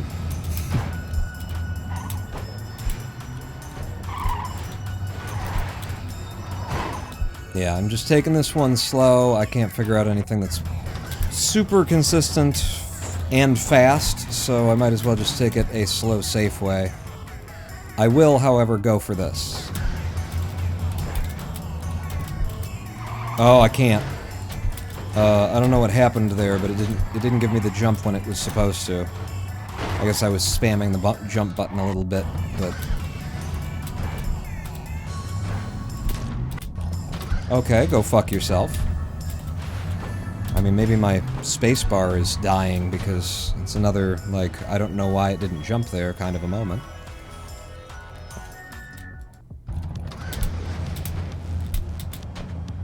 Whoa. Fuck! It slowed down! You know why I cut across, right? Because it was going... Fuck you. It was going real fast. And it was going to come into my way. And then at the bottom of its fucking movement, it slows down so that I run straight into it. Cut my fucking forehead in half.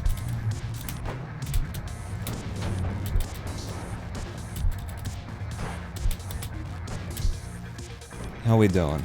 We're still very close to PB point. Okay. Yeah, that's great. I should reset whenever I enter into this level, because it's problematic. Without the reset, it's problematic. It's because of that janky opening hop that it wants to give you. Uh-oh. That's just slow. Alright. World 4. It's not good. It's not good. Run faster, jump higher? I was thinking about running higher, jumping faster. Is that okay?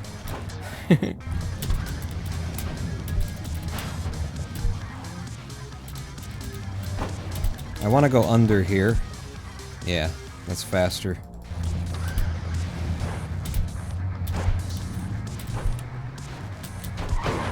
There you go. And we're all the way to goal. Hit the button.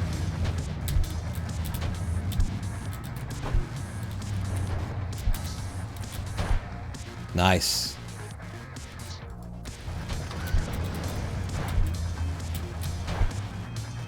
That's not high enough. Gonna have to up and over both of these. Made it.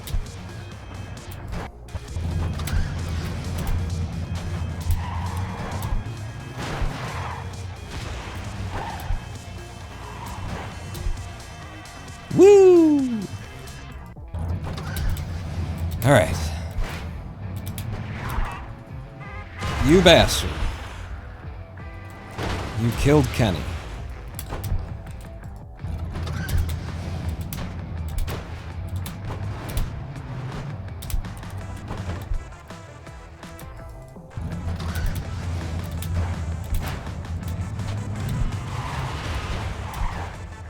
Ah, he scrubbed some of my speed.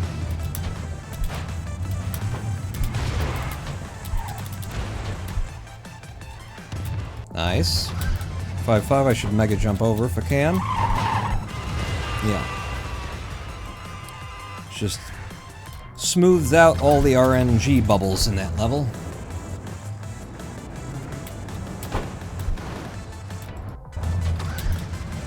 And let's go for the up and over on 5-7. Nice. Where do you want to land? Right there. And then... Fuck. So hard to get out on that level, to get to the outside so you can move past the things. Ah, give me that one.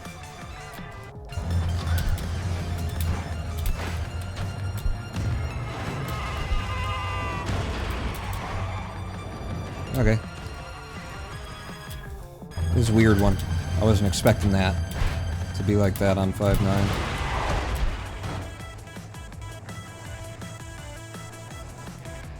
We're going all the way on 5-10.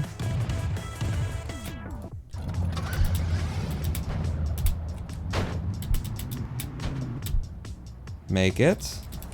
Thank you. Right strafe. Yeah! That is such a difficult transfer. I never feel comfortable making it. I always slow down for it, and I still don't feel comfortable.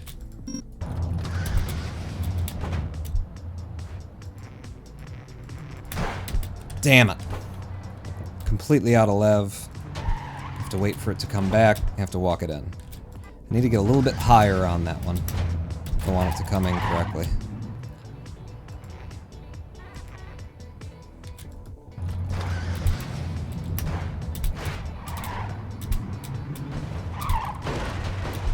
Fuck you!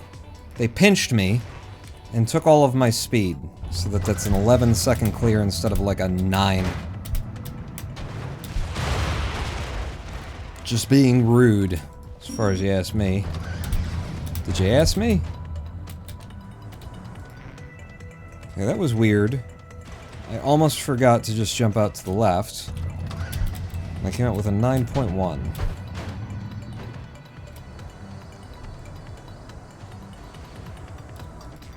Damn.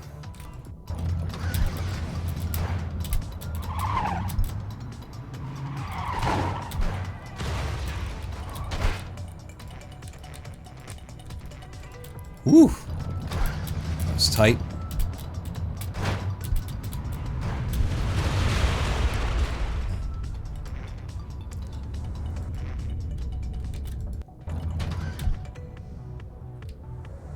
Okay, I wouldn't have made it without the lev. I hate doing that. I hate to lev instead of just coming around at no ability style.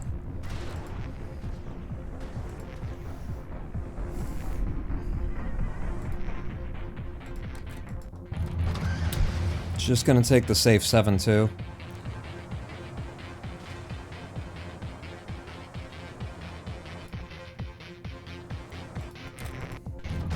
Nice 11-0 for the safety strat. Yeah. Okay, good. I like the speed. Because I want it to slow down a little bit there, or else I'm not going to hit the trucks the way that I like to hit them.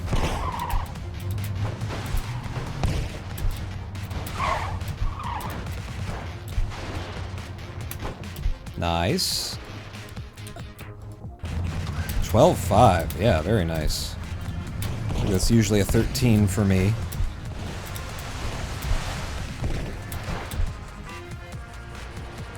Loving how this level went. First time that it just felt like, alright, we got this. No problem. Don't have to do anything crazy or stupid.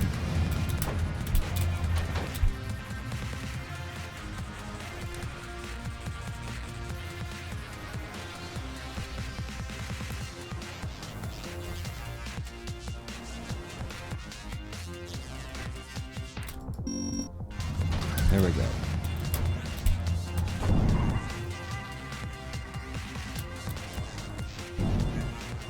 Okay, off the spacebar, over the corner. Gonna feed myself into this wedge.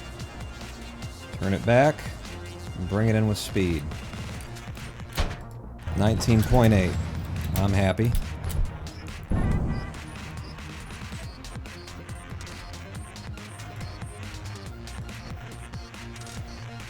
And I'm just gonna land this.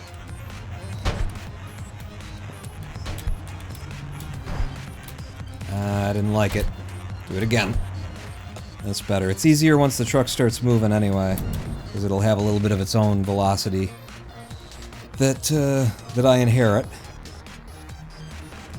Still got to figure out a good method for this level, basically.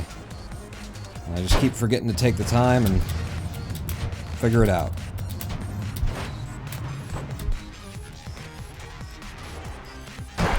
Beautiful. I love how close that one looks, and yet it's just so consistently safe. And doing the safe method. Safe method that got me killed in the race.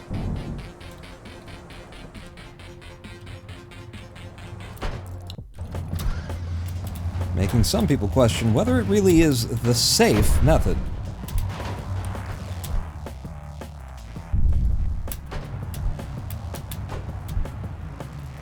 That's nice. Not too fast, not too slow, just smooth and reliable.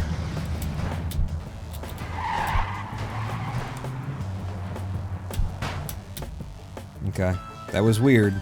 I don't usually do it from that side, but you saw how they set up. Yes! Whew! I thought I was dead. Thought I got too close.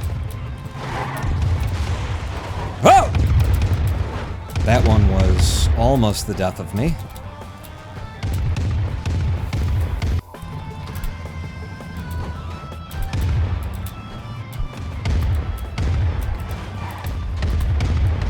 Whoa!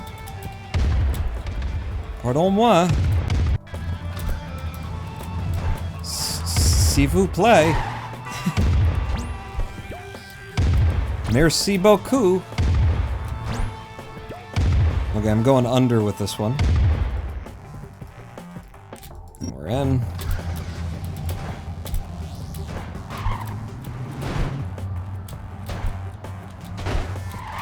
Whoa! Whoa! Whoa! You bastards! All of you. I'm going to have to, like... Yeah, I'm gonna ride you. Like, usually I would float in, but I had no confidence that I would be able to get there because of all the weird things that had happened.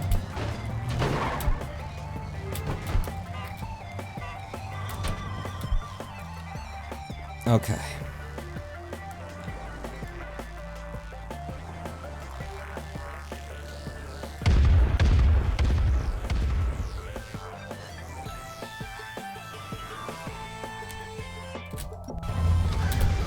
Nice 8-9 entrance. They were kind with the way they loaded the level in. And I still fucked it up. I don't know why I didn't right strafe out like I always do.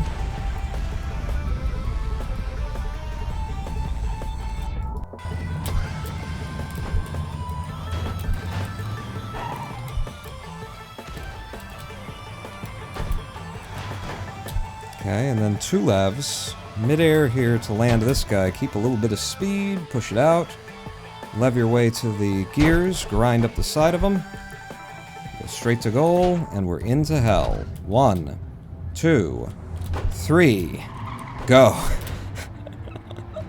That's not really how I usually do that, and so the rest of the level isn't going to be usually how I usually do it either.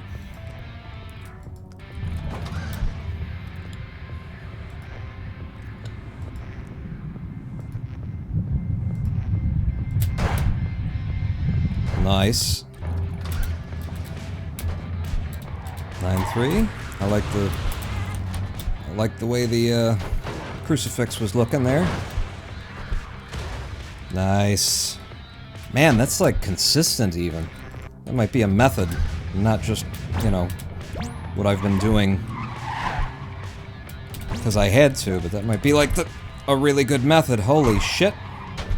I almost didn't touch down on that truck. And that would have been a death if I didn't. 1, 2, 3, and go. Get that crazy speed. Okay, that was some weird RNG. That's why it took my speed, because it never happens that way. Up the hill.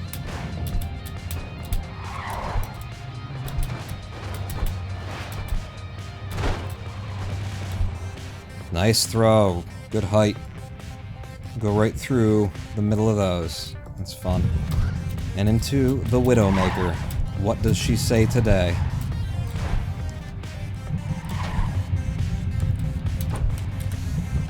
Oh, I think she says, you're fucked.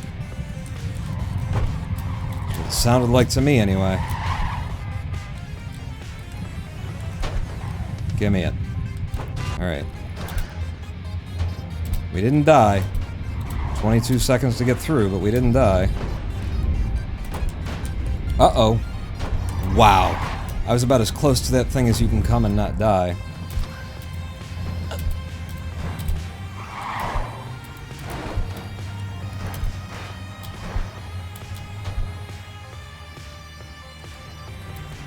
Give me that one. Whoa! Okay, good, good, good. Now we just need a first try, 9-10.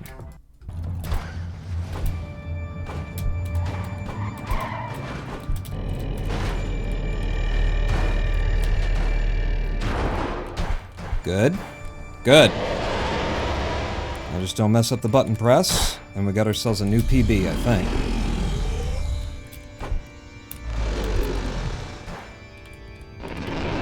Go. Boom! Big new PB! We dropped 30 seconds off that mofo!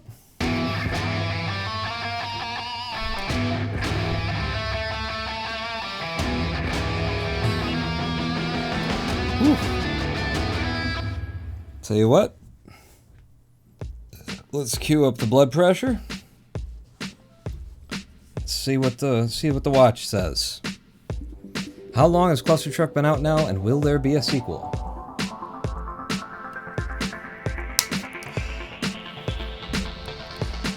I would like to get a hold of Landfall Games and see if they'd let me make a sequel. 119 over 79. That is elevated for me. Systolic up by about 10. But no word of a sequel, and it's so sequelable, and it would be an easy thing when you've already got the assets and everything. You know, great movement set thing, so there's no reason for them not to do it. And I've got the most brilliant idea. This one ends by going to hell, right? So the next one should end by going to heaven and killing God. Huh? That wouldn't upset anybody, would it? I mean, if this one didn't upset anybody, Clustertruck, you run with the, and you go down and then you kill Cluster Satan. And in the sequel, you run up and into, and imagine like clouds and trucks that are floating along the way in the final levels and stuff like that. Maybe you're jumping off of birds flying or something like that. And you go up and you have the same kind of fight, except against Cluster God.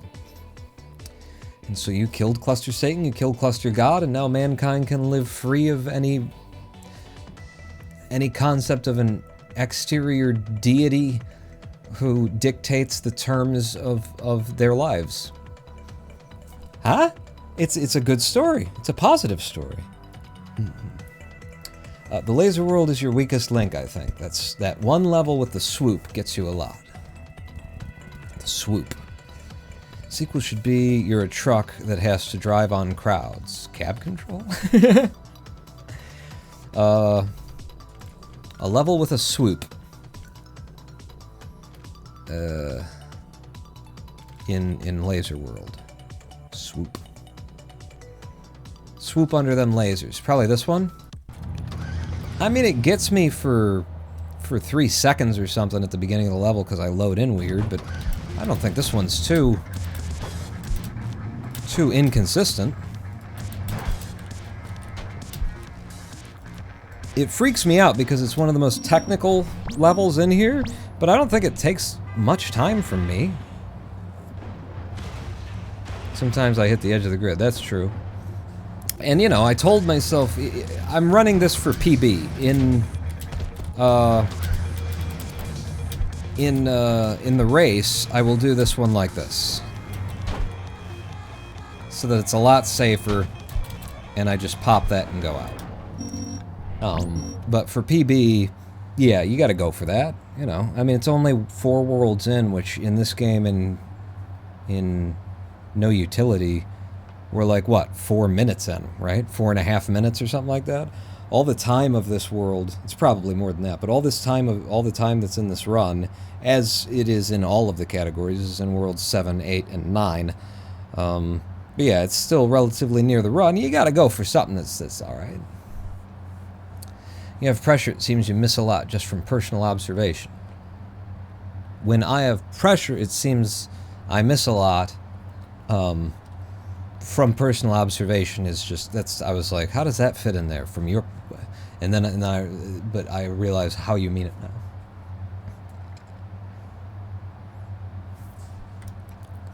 But yeah, I don't think 4-3 costs me like significant time. We drop a couple of seconds there pretty frequently just from that beginning because you got to go under. And the main thing is when you come in from the first thing, you see that? Show you again. It didn't happen this time. It happened this time. That little weird bounce that you get means that your opening move is going to be wrong like 50% of the time. You're just not going to be in the right, you're not at the right speed, falling at the right rate, that kind of a thing. What I can do, and what I should do, and what I haven't convinced myself to like actually do, is reset as I'm entering. Do that, and then try for it. And still, it's a tricky little underpass here. But I think with like both of those deaths, let's look at it again. Like, how much time do you lose? It's less than 2 seconds. Well, it's less than 3 seconds. It's 2 point something to get to here. So it's like, if I die there, that was 2.4. I reset, I go again. I actually tried to die there and didn't. So it's like, it's 2.5 seconds. If I die there twice, I've lost 5 seconds over the run. I wouldn't worry about this one as much as I'd worry about some of the others in Laser World, anyway.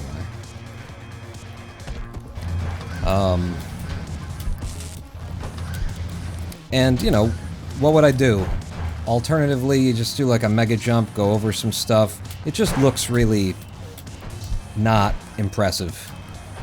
You gotta be doing something impressive. Especially in your PB.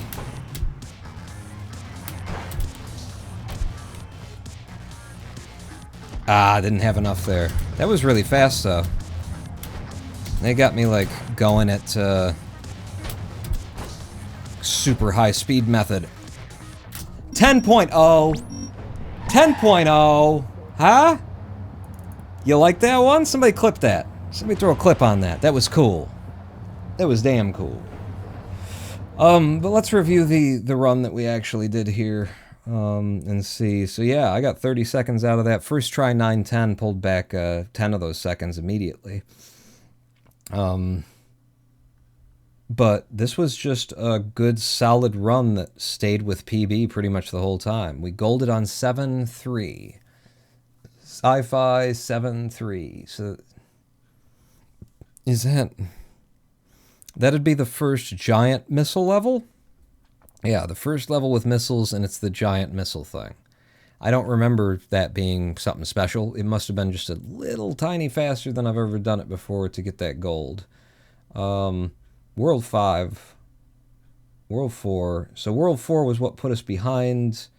310, we didn't die or anything. It just took me a little bit longer to get through it because it kind of went sideways on me. World 4 screwed me over on the entrance of the world. Was the main thing there.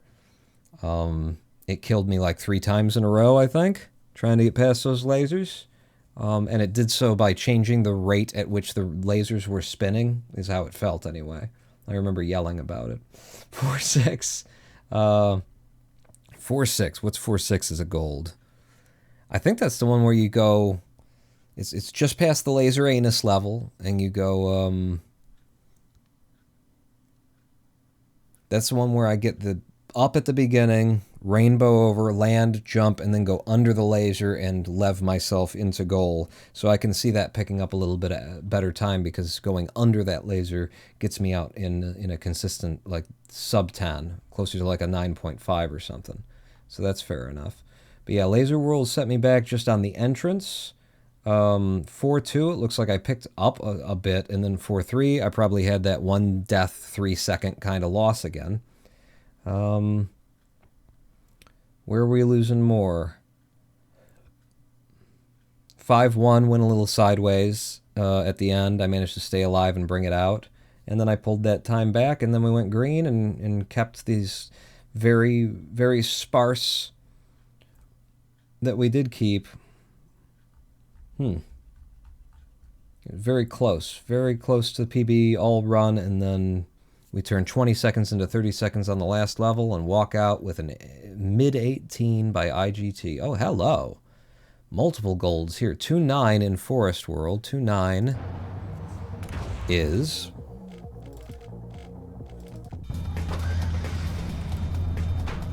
Oh, right. Yeah, 2-9 is the big row of trucks there. Really? I crushed 2-9, did I? I don't recall that being something amazing. So again, probably just a little bit faster than I usually do it. 2-5. What?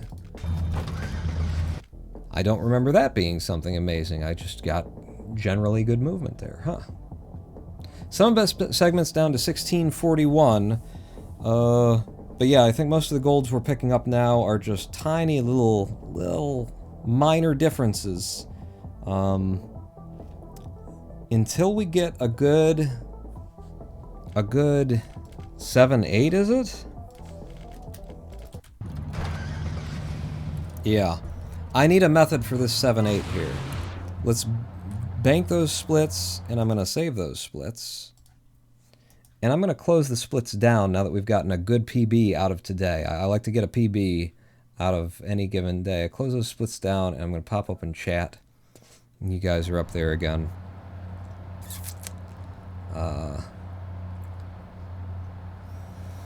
Snake has informed me that you beat my PB in noUtility. That is illegal. Now I have to play again. Did I? Did I? With this run that I just got in? Hello, AJ, by the way. I saw you in here earlier out of the corner of my eye, but I don't think I said hello. You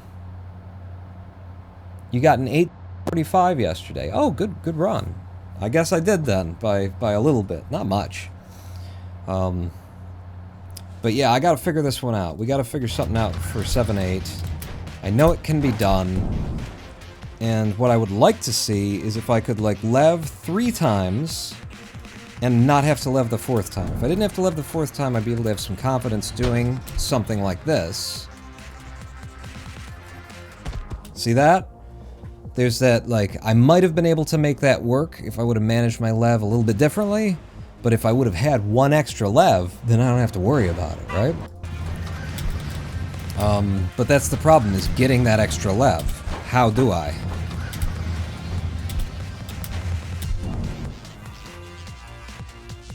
And if I just had either the speed or the height to make it through here without using... That didn't even have enough to use. That one didn't even get out with 4 levs. But I want it to be 3. 1, 2, 3. And I don't know what will make that work. I just used all of the lev, and so now there's no chance that if I were to do something like this, I could make it work.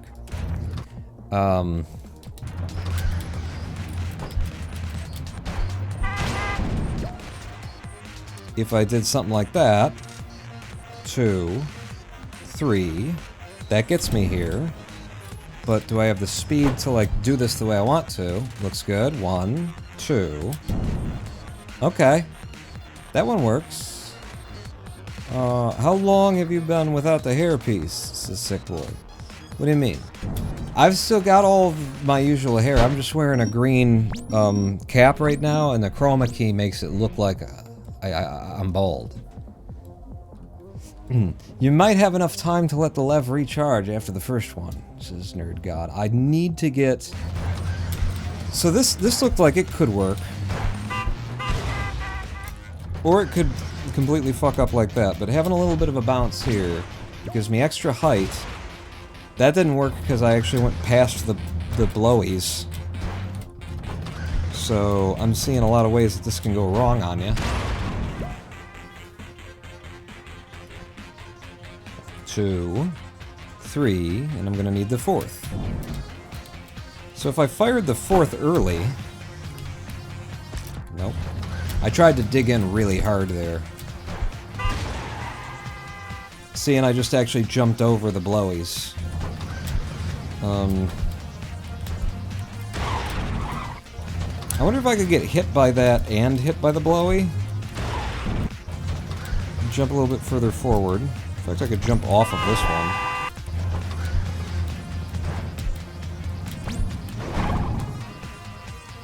Does that help? I don't think it will. Clearly no.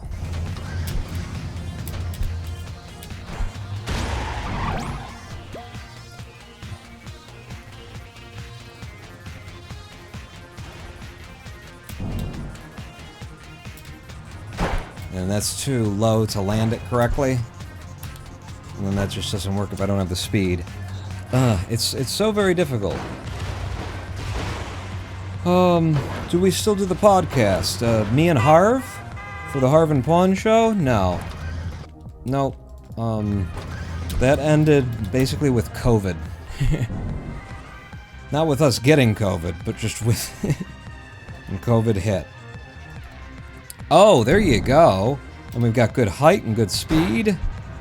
I didn't nose grind the thing, but look at that, huh? If I do like that, then it's 3 levs and out. I had to lev there just to land it. I don't want to be so flat, though. If I do this... No. You want to do that, and then lev into this guy, and then pop like this. This definitely gets me here in just 3 levs. Then it's just a matter of executing this very difficult part up here. Which, if you don't get that, then you're not going to be able to do it. And I'm going to have to stop in a minute here, because I don't know if you can tell, I've got these weird squelching neck noises I'm making. That's me, it's my body trying to get air. So, yeah. Just a little bit more, though, I think I can go. So, jump, lev, into you, nice big pop, get an extra kick at the top, 3 levs,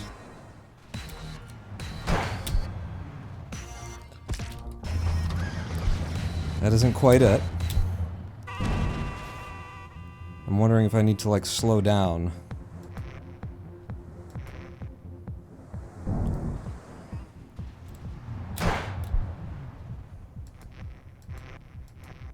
I just didn't feel in control.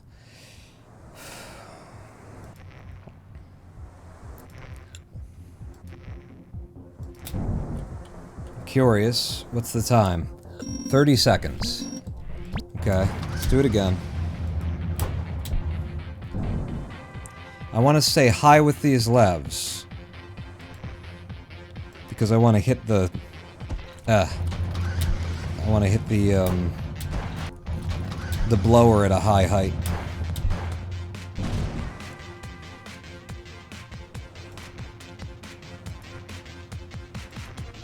That's good.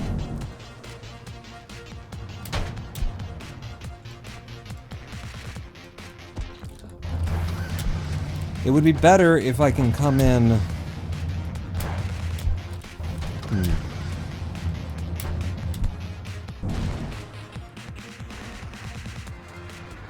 If I came in slower but cut harder into the side, that would be good.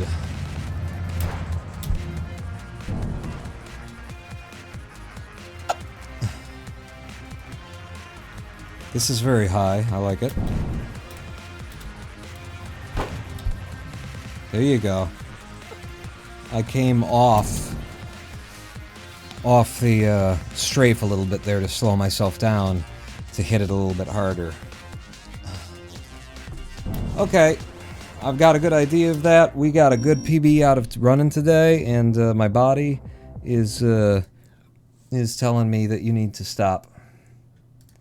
I need to be horizontal, not vertical. Thank you, everybody, for coming out. Thanks. It's good to see you again, Sick Boy, after a long time. Thank you for the... there we go. Whew. That helps me breathe. Thank you for the 5 gift subs. And we will be back again, you know, at some point in future, depending on how I feel from day to day and moment to moment, to keep driving toward that sub 18-minute noUtility run. But I'm pretty happy with what we did today, for I am the Ronin Paul.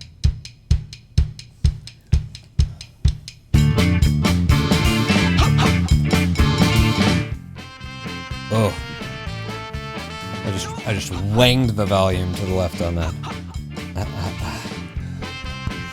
Yeah, I gotta walk around, move some gas that's probably building up in my body, and then lay down a little bit.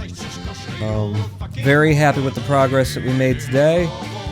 noUtility seeming more and more consistent as time goes on.